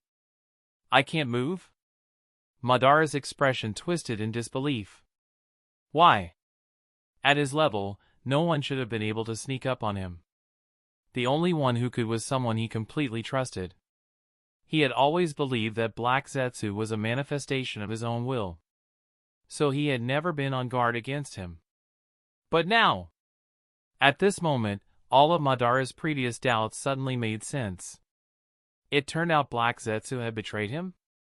But his own will, betraying him? How could that be possible? Because I was never something you created. Black Zetsu's voice was low and sinister. Before Madara could fully process the revelation, Black Zetsu's energy surged, spreading rapidly. As his chakra pulsed outward, the god tree that had unleashed Infinite Tsukuyomi began to shrink rapidly. And Madara, who stood beside the tree, was suddenly entangled by its roots, forced to watch himself being swallowed alive. Immobilized by Black Zetsu's power, he couldn't resist at all. Long ago, Black Zetsu had used this very technique to ambush Madara, absorbing the chakra of the allied shinobi forces through the god tree, reviving Kagaya. And now, history was repeating itself. But this time, with the complete nine-tailed beasts used for the resurrection, the chakra of the allied forces wasn't even necessary. Gradually, the god tree transformed into an enormous sphere, encasing Madara as his power was forcibly extracted. Soon, the sphere lost its tree-like features. And from its center, long, flowing silver hair began to grow. The strands, though slow at first, were visibly lengthening. "Mother, I can finally see you again." Black Zetsu trembled, his voice filled with emotion. For over 1,000 years, he had waited. Now, with Orochimaru's assistance, his plan was finally complete. Orochimaru watched the scene calmly. Suddenly, the growing white hair seemed to sense Orochimaru as a threat. A strand shot out, lengthening at blinding speed, as sharp as steel needles, aiming straight for him. But Orochimaru was prepared. With a quick teleportation, he reappeared to the side, a smirk playing on his lips. "You haven't even fully resurrected, and you're already trying to silence opposition? Haha, now this is getting interesting." Chapter 394, Madara was unable to recover after being kicked by Guy. After casting Infinite Tsukuyomi, he had focused all his attention on Orochimaru. Because of this, Black Zetsu was able to ambush him successfully. Once Black Zetsu succeeded, he didn't hesitate, he immediately activated the resurrection process. He had waited too long for this moment. At that very moment, the resurrected Kaguya launched an attack on Orochimaru. Orochimaru dodged, but Kaguya's assault didn't stop, her long white hair lashed out at him again and again. This time, Orochimaru did not evade. Instead, he transformed a truth-seeking orb into a massive shield in front of him. Duh. Kaguya's hair struck the shield, producing repeated, echoing impacts. Impenetrable. Indestructible. No matter how powerful Kaguya was, her hair could not break through the defense of the truth-seeking orb. Realizing this, Kaguya halted her attack, at least for the moment. Orochimaru's shield cracked slightly, allowing him to peer through the opening. Beyond it, the sphere formed by the God Tree was still shrinking, while Kaguya's hair continued growing longer. As the sphere contracted further, it gradually took the form of a woman. Her features became clearer and clearer, until she was fully reborn. A woman dressed in flowing white robes, with silver hair cascading like a waterfall. Her face was pale, as if she hadn't seen sunlight in centuries. Her great pupils, blood-red lips, and the two crimson dots between her brows unmistakably revealed her identity. Akatsuki Kaguya. A goddess with many titles. According to legend, she was the incarnation of the God Tree, the true form of the Ten Tails, the creator of the shinobi world, and the ancestor of chakra. She was the first and only person to simultaneously possess the three great dojutsu: the Byakugan, Rinnegan, and Sharingan. It was no exaggeration to call her the strongest being in the shinobi world, as she alone could wield the bloodline selection technique. She possessed an ability known as all-killing ash bones. Even Naruto, empowered by the six paths, could not save anyone struck by those bones. From that fact alone, one could imagine just how powerful she was. At this point, some might argue, but Uchiha Madara has more combat experience. He grew up during the Warring States period. Doesn't that make him stronger than Kaguya? To that, Orochimaru had one thing to say. Are these people idiots? Madara was just a human. No matter how much combat experience he had, how could he ever compare to a god? A human is still a human. No amount of battle experience could compensate for the difference in power between a human and a deity. Even though six paths Madara had mastered the power of the six paths, it was still only the power of the six paths. Back then, the Sage of Six Paths and his brother Hamura fought against Kaguya together for several months before they finally managed to seal her away. And later, when she returned, she almost killed both Naruto and Sasuke, even though they had both inherited the power of the six paths. And yet, some people dared to claim Kaguya had no real combat ability? Meanwhile, how did Madara fare in his battles? Not only was he nearly killed by Guy's 8 Gates release formation, but even when he fought Naruto and Sasuke, he struggled despite also possessing the power of the six paths. What could he possibly do against Kaguya? A being that could not be killed and could only be sealed could never be weaker than Uchiha Madara. The only reason Kaguya was ultimately sealed was because someone forcibly activated her plot-induced stupidity. They inflicted her with mental retardation, weakness debuffs, slowness debuffs, and countless other plot-induced handicaps. That was the only reason she lost. She stood still while getting attacked, and in the end, she was even ambushed by a 16-year-old girl. A girl who had never once wielded the power of the six paths. Yes. You read that correctly. She was ambushed by Sakura. Her Byakugan, the purest among the akatsuki, somehow failed to detect Sakura. Her Rinne Sharingan, capable of casting infinite Tsukuyomi, somehow couldn't sense Sakura's sneak attack. Her perception abilities, as the ancestor of chakra, seemingly vanished into thin air. For that one absurd moment, all her powers disappeared, allowing Sakura to punch her in the head, after which Naruto and Sasuke forcibly sealed her away. Every time Orochimaru recalled this, he couldn't help but scoff. Even if Sakura inherited Tsunade's abilities, she was not at the level of a Kage. Yet she somehow managed to land a decisive blow on Kaguya? What kind of nonsense was that? And the most ridiculous part?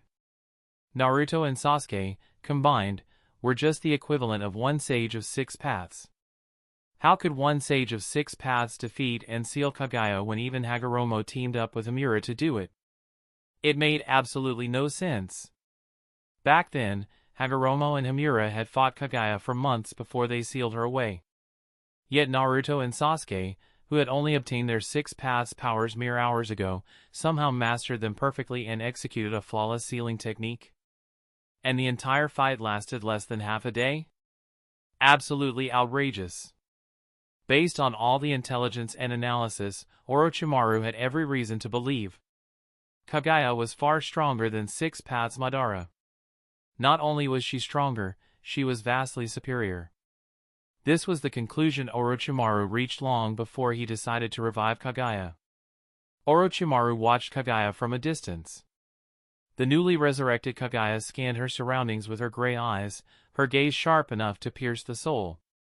Her expression shifted slightly as she noticed the battlefield. A canyon that had been flattened by the previous battle. Apart from Black Zetsu, the only person present was a white-haired man in white robes. Her gaze locked onto him. Was it you who resurrected me? Her cold tone carried a divine presence, a voice laced with an undeniable authority. A pressure that seemed to shake Orochimaru's very soul. Yes. Orochimaru reformed his shield, turning it back into a truth-seeking orb and letting it float behind him. A faint smirk crossed his lips. Despite the immense pressure Kaguya exuded, he showed not a hint of hesitation.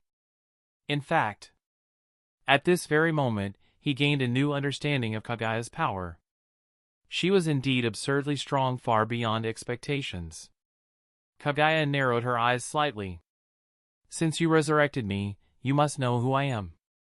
So, die. Without another word, Kaguya's rage surged. And her hair lashed out once more, sharp as 1,000 blades. TCH. So aggressive.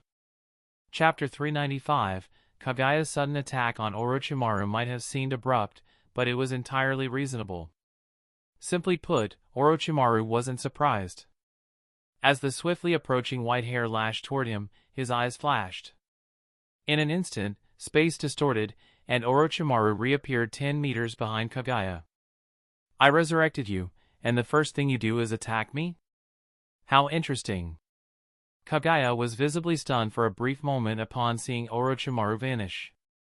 Slowly, she retracted her hair and turned her head. Fixing her gaze on Orochimaru, she spoke in a cold, detached tone. A space-time technique? Her eyes narrowed as she observed the truth-seeking orbs floating behind him. And you possess truth-seeking orbs as well. Are you Hagoromo? No, that's not right. As soon as she spoke, veins bulged on her forehead. Byakugan. Kaguya's Byakugan was the purest of them all. Her pupil power far surpassed even that of Himura. Not only could she see the chakra pathways of others, she could discern the very nature of their chakra itself. And then, she saw Orochimaru's chakra. Kaguya froze. Your chakra. You are. For the first time, a hint of surprise flickered in her otherwise cold eyes. However, she quickly regained her composure. Her voice turned sharp. "Where are they?" Her tone carried an unnatural chill, yet Orochimaru remained unfazed. Because at that moment, he too was stunned. "Them? What do you mean, them?" Kagaya's expression remained unreadable. "You aren't a descendant of those people?" Coming back to her senses, her tone remained icy. Orochimaru's brows lifted slightly. "So that's the misunderstanding here?" He chuckled softly. "You thought I was one of your people?" Kagaya remained silent. Orochimaru's smirk widened. "I'm not one of your clan." Kagaya's veins receded, her Byakugan returning to normal. "If that's the case, then why does your chakra resemble theirs? If you'd ask nicely and not try to kill me, I wouldn't mind telling you my story." Orochimaru shrugged, his tone casual. After all, he was the main reason Kagaya had been revived. As long as she wasn't immediately hostile, there was no harm in talking. Kagaya's gaze darkened, her brows furrowing slightly. Before she could respond, Black Zetsu's voice interrupted. "Mother, allow me to explain the situation first." Hearing his voice, Kagaya's expression shifted slightly. For the first time, her previously cold and ruthless face seemed to show a trace of ease. "Very well. Speak." And so, Black Zetsu began his explanation. Originally, his plan had been to stay hidden behind Kagaya and urge her to immediately kill Orochimaru. But he didn't dare. There were two reasons for this. First, because Orochimaru had played a crucial role in Kagaya's revival. Second, because Black Zetsu knew Orochimaru was an extremely cautious person. If he was confident enough to resurrect Kagaya, he must have had a backup plan. Thus, he chose not to take any risks. Instead of manipulating the narrative, he relayed the truth exactly as it was. As she listened, Kagaya's brows furrowed. She turned to Black Zetsu. "Not only did he know of your plan, but he also knew about me, and still chose to release me?" "Yes, mother." Kagaya's gaze sharpened. "For what reason?" Black Zetsu hesitated. "Because..." Even he didn't know the answer. Orochimaru, noticing his silence, let out a soft chuckle. "I simply felt that it was unfair for you to be sealed away. So, I decided to help." Pausing, he added. "And of course..." He smirked. "I was also curious to see what the legendary goddess truly looked like." Kagaya's gray eyes flickered slightly. "Just for that?" Orochimaru shrugged again. "Of course, there's more to it than that, but the details aren't important." He waved his hand dismissively. "The only thing that matters is, I have no hostility toward you." "No hostility?" Kagaya murmured, her gray eyes clouding for a moment. For the first time, a faint trace of pain surfaced in her usually unreadable expression.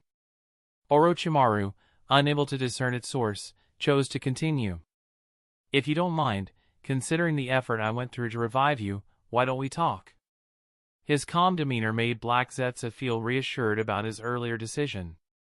For him, now that Kagaya had been revived, whether she chose to turn against Orochimaru or not was her choice. Kagaya. She despised humans. She had been sealed away by her own sons, how could she not? And yet, the unfamiliar yet familiar chakra Orochimaru possessed, along with his collected composure, made it difficult for her to feel hostility toward him. The night sky was deep and dark, the moon glowing a sinister red. From a distance, several miles away, no one could see what was happening at the center of the battlefield. But they did not dare get any closer. They feared they would only hinder Orochimaru. "Why is it so quiet? Nothing's happening. Could something have gone wrong? No way, right?" Orochimaru has never failed before. Mikoto and Nono exchanged worried glances. Even Tsunade was uneasy. After all, Orochimaru was facing a god. For the first time, she regretted not stopping him. She knew she wouldn't have succeeded in stopping him anyway. But even so, she wished she had at least tried. Just as their anxiety peaked, a dark rift split the air. From the shattered void, a majestic woman stepped forth. Her silver hair cascaded down her back, and her gray eyes held an overwhelming presence. The sheer pressure of her aura weighed down on everyone present. At that moment, they understood. This is Kaguya? Did Orochimaru fail? How? How could that happen? Jiraiya's mind reeled. Mikoto and Nono were equally stunned. Even Tsunade. Her face turned pale with despair. Did he really die? How could that be possible? She hadn't even had his child yet. Before they could process their thoughts, Kaguya's presence became overwhelming. Everyone instinctively took a defensive stance. Kaguya, unaware of their thoughts, coldly surveyed the group. Her gray-white pupils held the power to pierce into souls. Are these the descendants of the Hagoromo? A familiar voice answered from behind her. Yes. Emerging from the space-time rift, Orochimaru stepped forward. Chapter 396, Orochimaru isn't dead? Not only did he survive, but he actually returned with Kaguya? What the hell is going on? This woman, she feels so cold. Orochimaru, what is happening? It's a long story. Orochimaru spoke calmly. I only came to tell you that you're safe. You just need to wait for me. Huh? Before anyone could react, Orochimaru and Kaguya's figures vanished before their eyes. Once again, they were left completely stunned. What technique was that? The Flying Thunder God? No, it didn't seem like it. Kaguya had been revived early due to Orochimaru's intervention. And now that she had returned, there was no one else left who could seal her away except Orochimaru himself. Inside the core dimension, a vast expanse of howling wind and shifting sand stretched endlessly. This was one of Kaguya's personal dimensions, with an environment similar to the deserts of the Land of Wind. Using her Amanamanaka, Kaguya had teleported both herself and Orochimaru into this space, while black zetsu slipped into the sleeves of her flowing robe. The ability Amanamanaka allowed Kaguya to instantly transport herself and those around her into one of her alternate dimensions. These dimensions included lava, ice, supergravity, sand, acid, and all were directly linked to the core dimension. Each dimension housed a castle and a statue belonging to Kaguya. In this core dimension, Kaguya could absorb chakra from those trapped in infinite Tsukuyomi, restoring and further enhancing her power. At this moment, Kaguya gazed at Orochimaru, her gray eyes filled with unspoken emotions. And tears shimmered within them. To think, the one who understands me best, is you, a human from this earth? What an irony. Orochimaru remained unmoved by the emotion in her voice. His tone remained calm as he replied. Different perspectives lead to different understandings. In order to fight against the traitors of your own clan, you chose to create white zetsu rather than share your power with ordinary humans. That alone proves that you understand human nature better than anyone. Then his expression turned sharp. However, you still made one crucial mistake. Kaguya's gaze hardened. A mistake? Yes. You should have never conceived a child with a human under those circumstances. Based on Black Zetsu's explanations and Orochimaru's own research, he had conducted countless in-depth analyses of Kaguya's past. Long ago, Kaguya consumed the God Tree's fruit and later gave birth to 2 sons. Then, when the God Tree transformed into the Ten Tails and went on a rampage, Kaguya was forced to absorb its power, merging with the God Tree itself. This was why many believed that Kaguya was the God Tree and the God Tree was Kaguya. But why had she merged with it? Orochimaru had a theory. The will of the Ten Tails had swallowed Kaguya's own will. The two had fused into one. It was similar to how a tailed beast could consume its Jinchuriki, seizing total control. Because of this, Kaguya's once pure mind had been influenced by the God Tree's will, ultimately leading to her downfall. This was why Hagoromo and Himura had been able to seal her away. Kaguya was a god, and thus, her lifespan far surpassed that of mortals. The Sage of Six Paths might have been seen as a sage, but ultimately, he was still just a mortal who had inherited a fraction of Kaguya's divine power. Had Kaguya not conceived human children, she never would have needed to pass down her power to them. If she had never shared her power, how could two mere mortals have possibly sealed their own mother? This meant that Kaguya's greatest mistake had been bearing human children. Orochimaru was certain of this conclusion, because he understood power better than anyone. Few people in history had ever been able to resist the corrupting influence of absolute power. The more power one gains, the more unpredictable they become. Even Kaguya's own children had chosen to seal her away after obtaining power. What about ordinary humans? If regular people were given unlimited power, they might accept it peacefully at first. But over time, it wouldn't even take 1,000 years. Within just a few decades, many would grow dissatisfied with living under another's rule. Rebellion and war would only be a matter of time. Even if Kaguya suppressed them with her overwhelming strength, it would be a tireless, endless struggle. She would gain nothing from the effort. From Kaguya's perspective, it was far more practical to simply create a legion of obedient white Zetsu from the start. If Orochimaru had been in her position, he would have done the exact same thing. In fact, he might have been even harsher. If sacrificing a few lives could ensure the survival of many, including oneself, then any rational person would know which choice to make. After hearing Orochimaru's words, Kaguya's expression remained calm as she replied, "I had no choice but to bear those children. I never expected that the power of human prayer would allow me to conceive them." For the first time, a trace of loneliness flickered in her ashen gray eyes. Orochimaru, however, was caught off guard by her response. "You're saying, you became pregnant because of human prayer?" "That's right." Orochimaru's brows furrowed. "Wasn't Hagoromo born from the Emperor of the Land of Ancestors?" Kaguya's expression darkened. "The Emperor of the Land of Ancestors?" For a brief second, she appeared stunned. But then, her eyes turned cold. "Humph. That man? How absurd.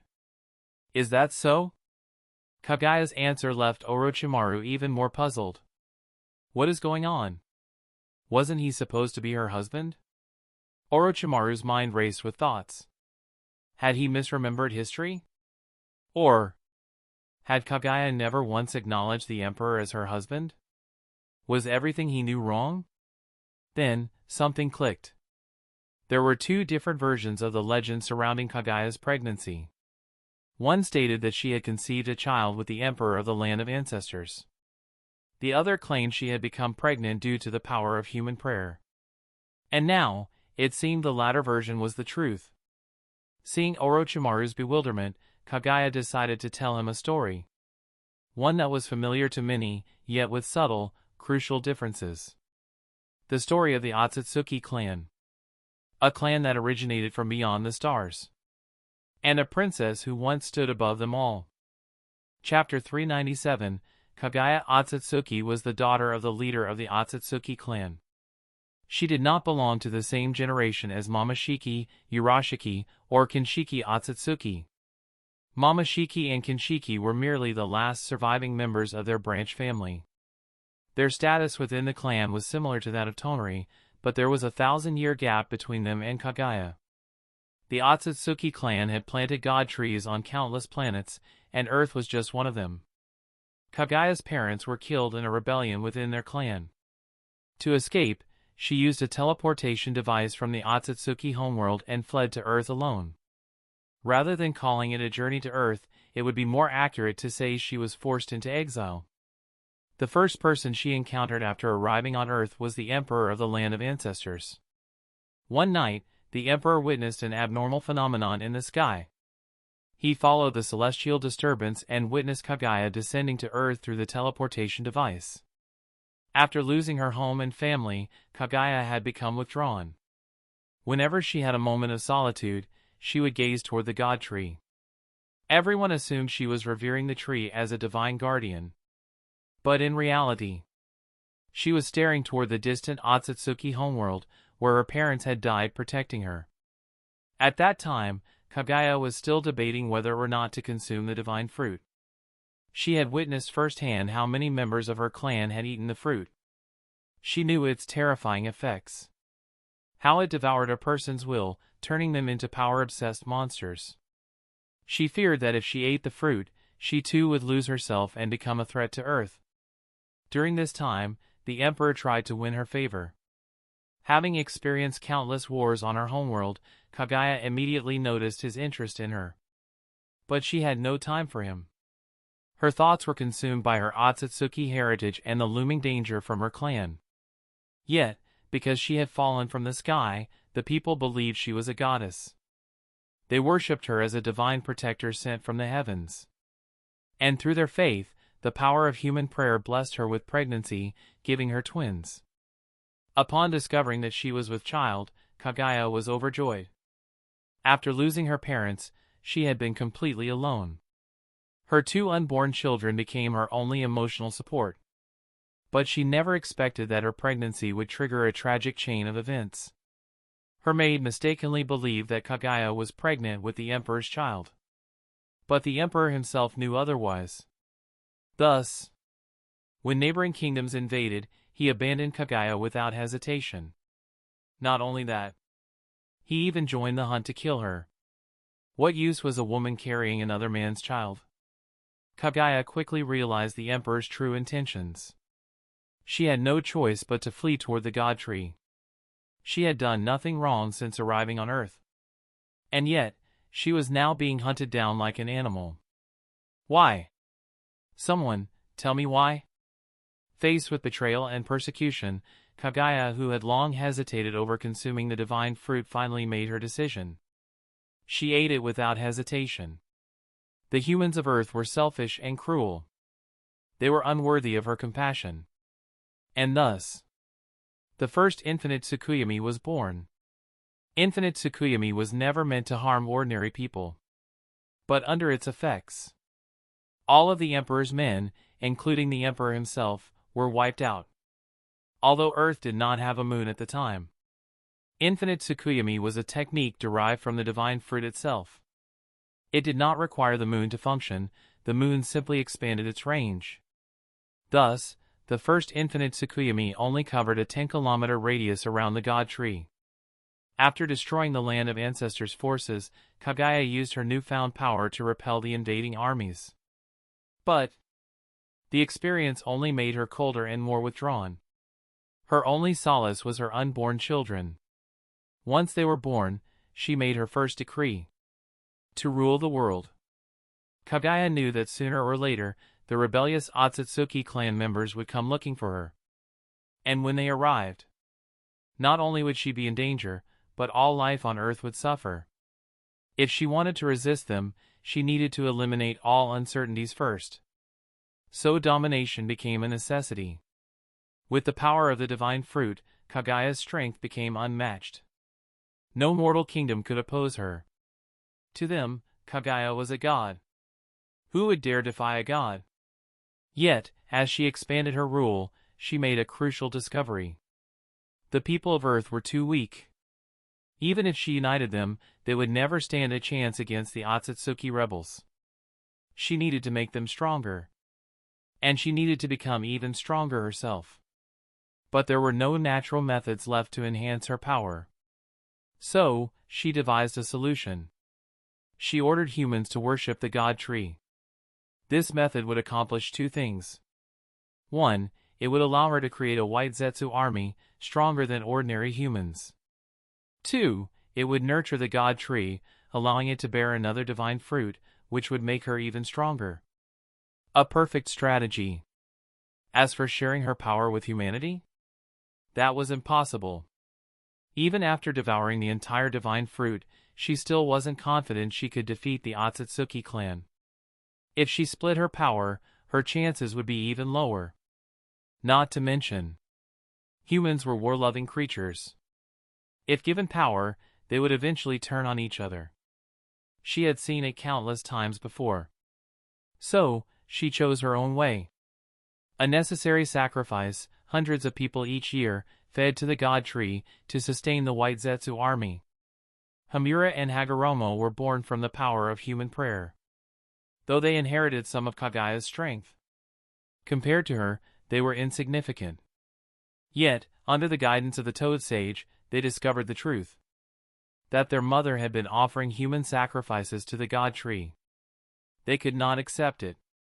They refused to believe that their mother, the one who had planted the tree, would sacrifice people to it. When Kagaya took the beloved woman of the Sage of Six Paths as an offering, the war between mother and sons erupted completely.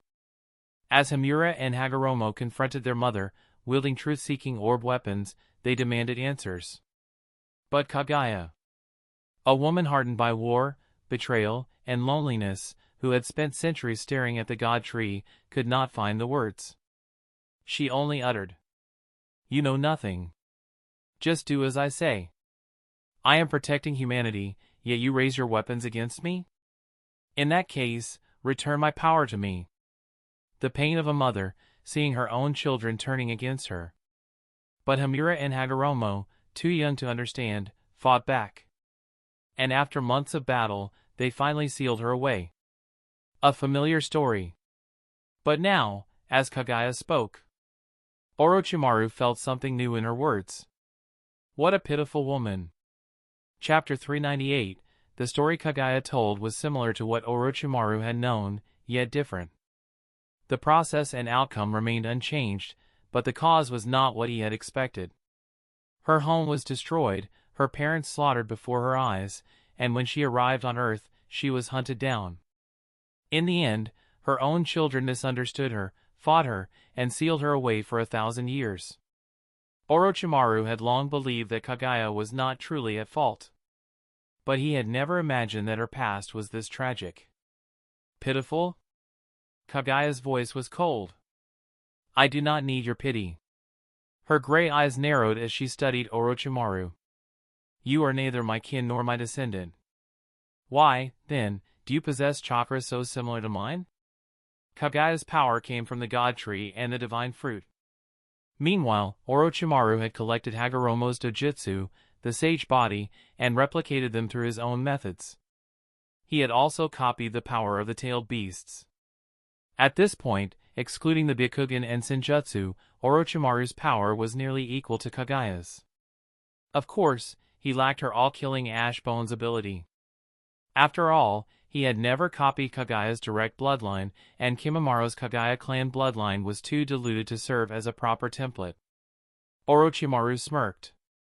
Black Zetsu should know better than anyone. Most of my power comes from scientific means. His smile widened.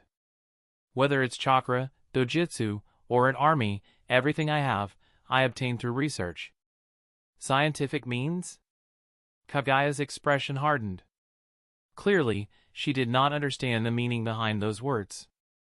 Orochimaru spoke calmly. The details would take too long to explain. All you need to know is this: if your clan comes to Earth, you won't need to harvest chakra from others. I can help you deal with them. Kagaya stared at him indifferently. You? Help me deal with them? She scoffed. Do you think you are capable? Orochimaru nodded without hesitation. Of course. But Kagaya's gaze turned cold.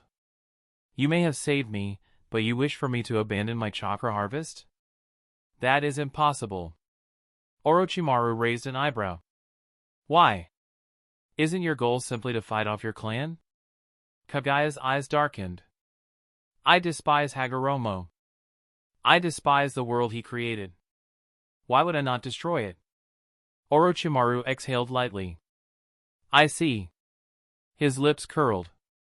I may not be a good person, but I have lived on this world for many years. He met her gaze fearlessly. If you want to destroy it, then what?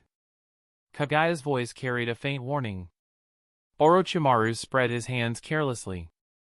Then, naturally, I will stop you.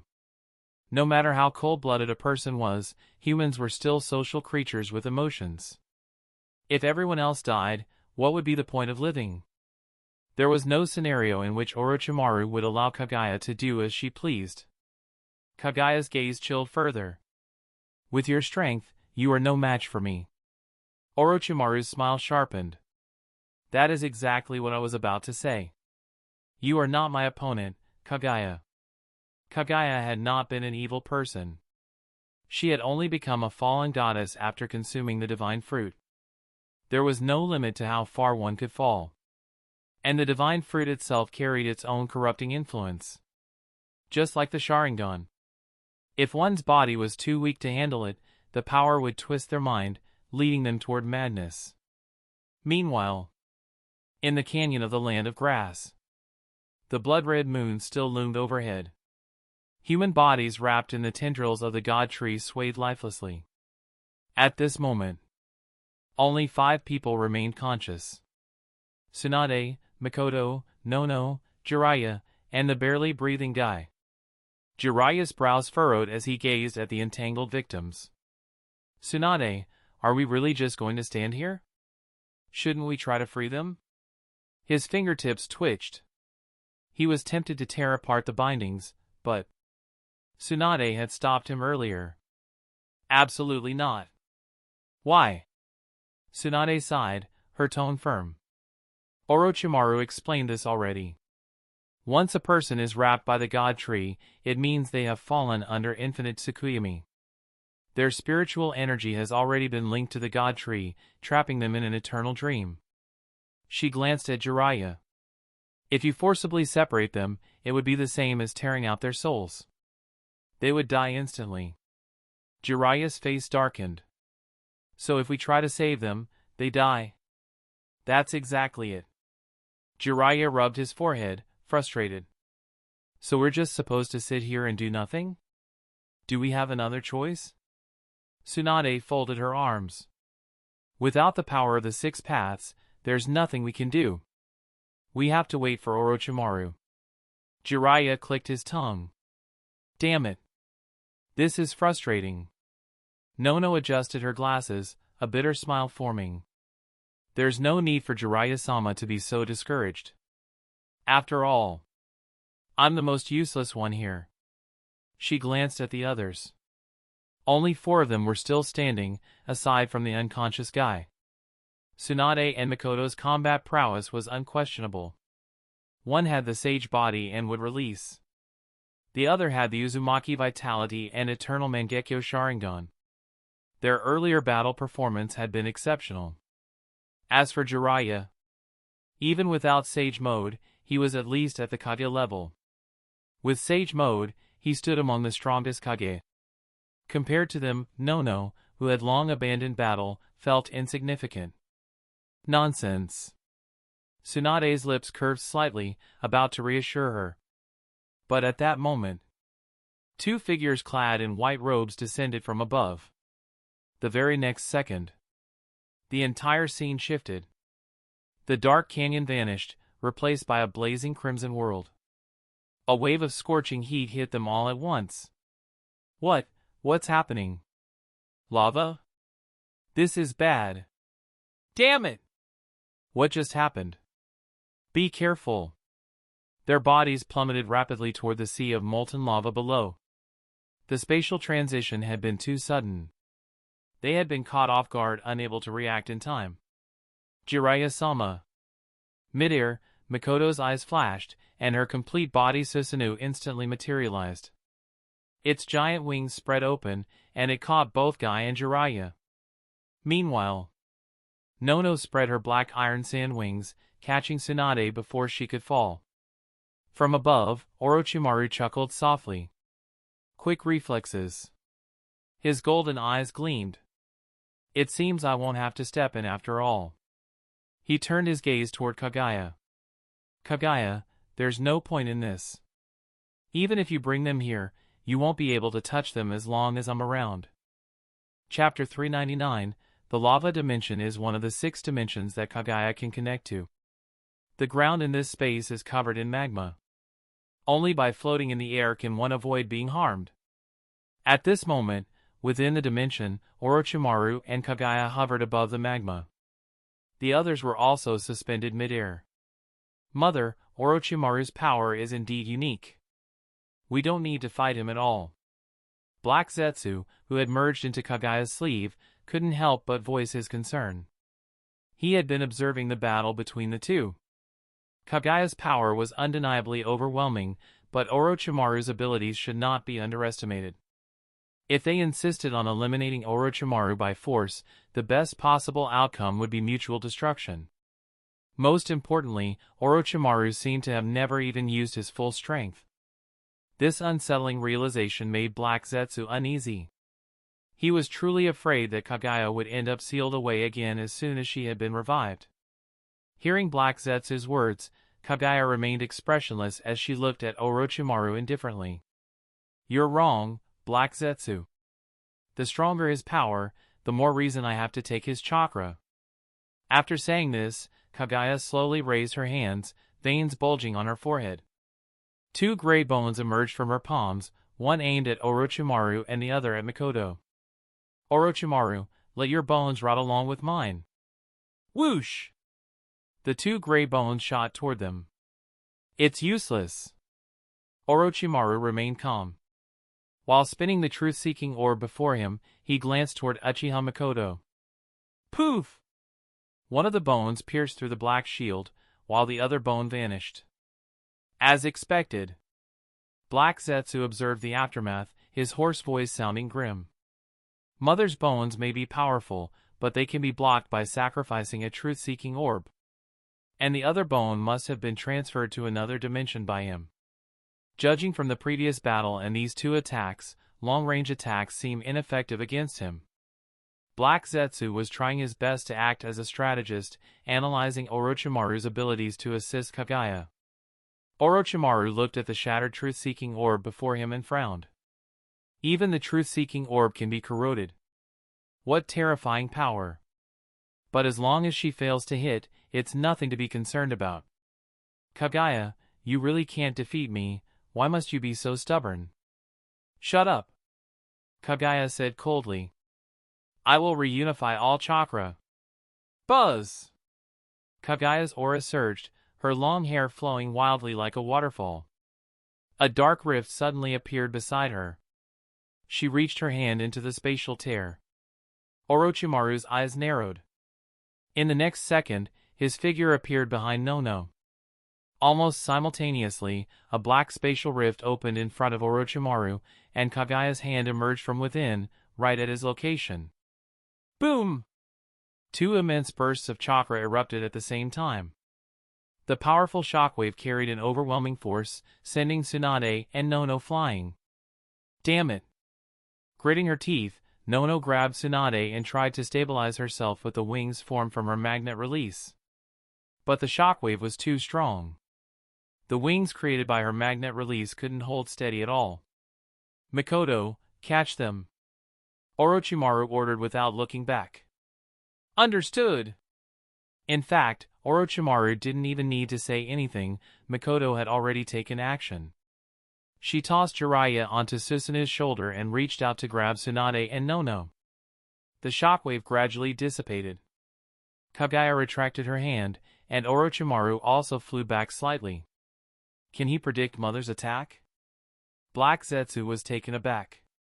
It was said to be the most primitive form of space-time power, a technique akin to Kamui but requiring no hand seals to activate. It allowed instantaneous travel between dimensions or locations within the same space. It could be used for evasion, disruption, and ambushes. Orochimaru's strength was undeniable. Black Zetsu was well aware of that, but the fact that he could predict it was truly unbelievable. This technique required no signs or seals. It simply opened a crack behind the target, allowing an attack to be launched directly. It was an ability with no warning and, theoretically, no way to predict it. So how had Orochimaru anticipated it? Orochimaru, this guy. Jiraiya, shielding himself from the residual shockwave, was stunned. Just one palm strike was this powerful? Kagaya was understandable, she was the progenitor of chakra, after all. But Orochimaru. Could scientific research truly make someone this strong? Rotting bones, space-time manipulation. Haha, This is absurdly powerful. Orochimaru grinned. But let's put an end to this. What? As soon as the words fell, whoosh! Orochimaru used the Flying Thunder God technique to suddenly appear before Kaguya. Kaguya seemed to sense the danger and immediately attempted to counterattack with her gray bones. But in that instant, she realized. Her body wouldn't move? Impossible! Before she could react, Orochimaru made a move that shocked everyone. As he closed the distance, he took advantage of Kaguya's immobility. Lifting her chin, he leaned in and pressed his lips against hers. At that moment, the entire battlefield fell into silence. Kaguya's eyes widened in disbelief. What was this man doing? This idiot. At a time like this. What the hell is he thinking? Is he insane? Does he really dare to pull something like this on the progenitor of chakra? Countless thoughts raced through the minds of Tsunade and the others.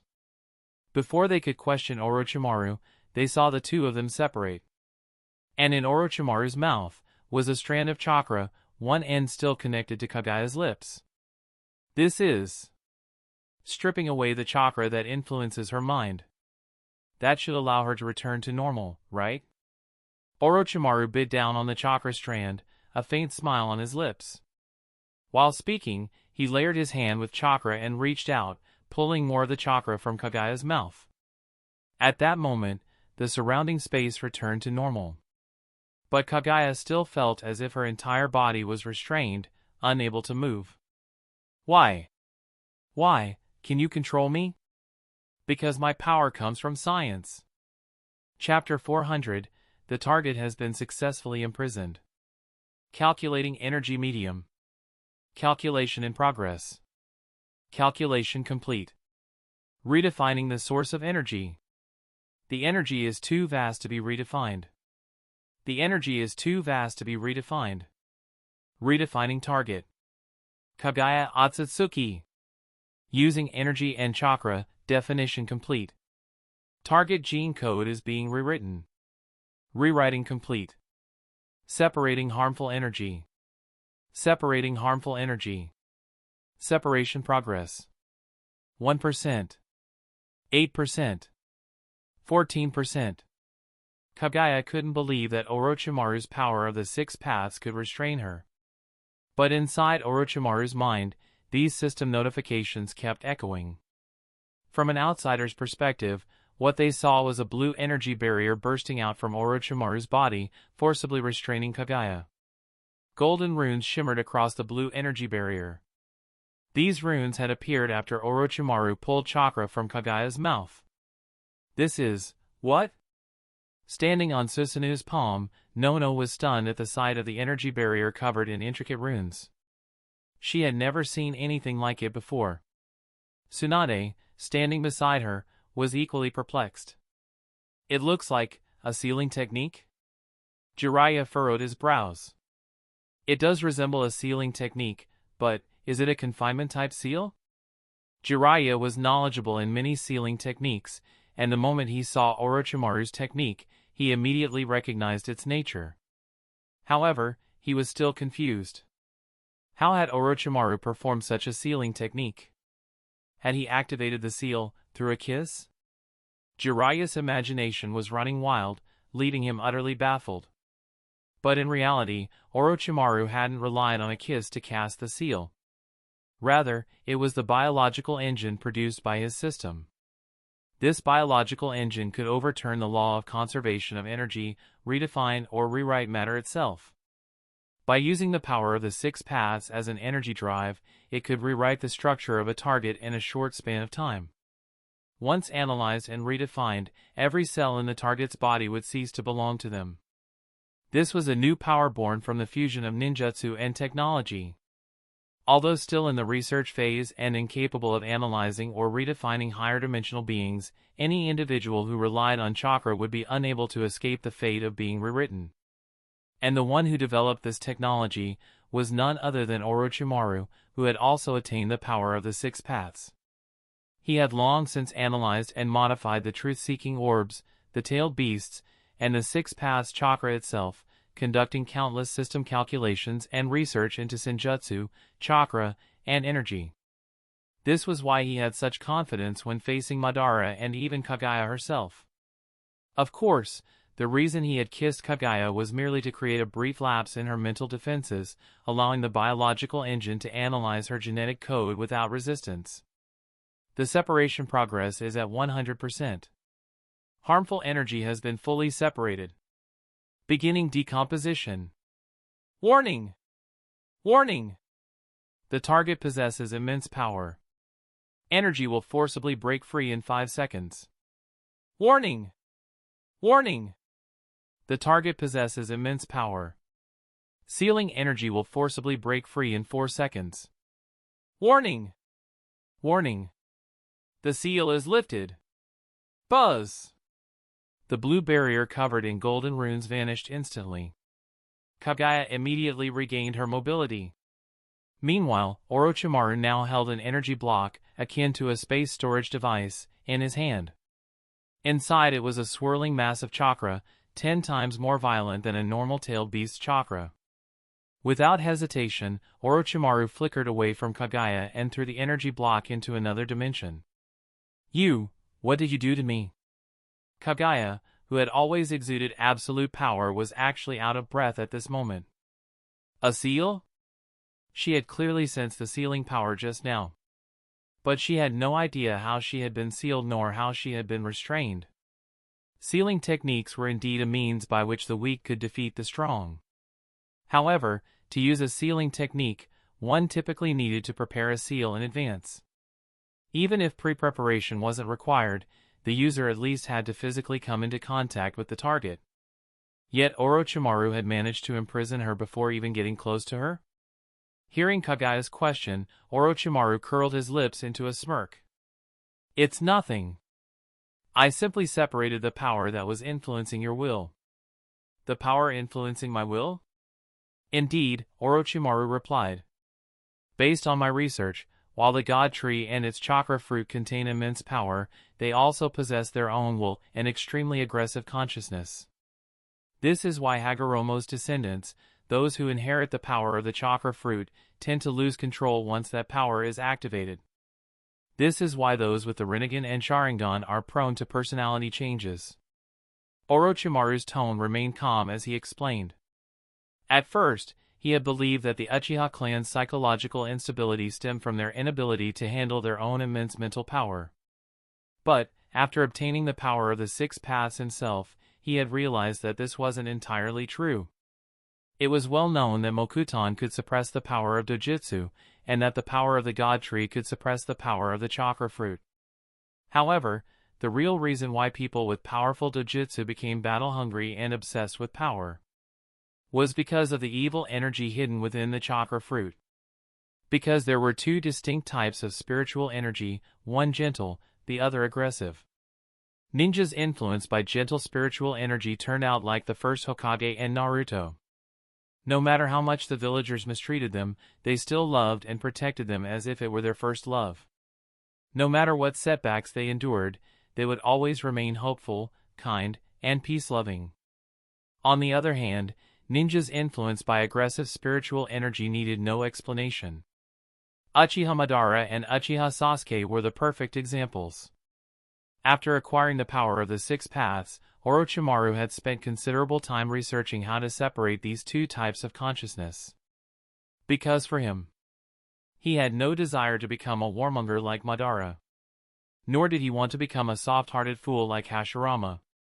Thus, what had just transpired was the result of that research. Under normal circumstances, Kaguya's spatial abilities were so powerful that Orochimaru's space confinement should not have been able to restrain her. But Orochimaru had already tested it. By combining the biological engine with the power of the Six Paths, he could temporarily suppress even space itself. For an instant, even Kaguya Otsutsuki had been rendered helpless.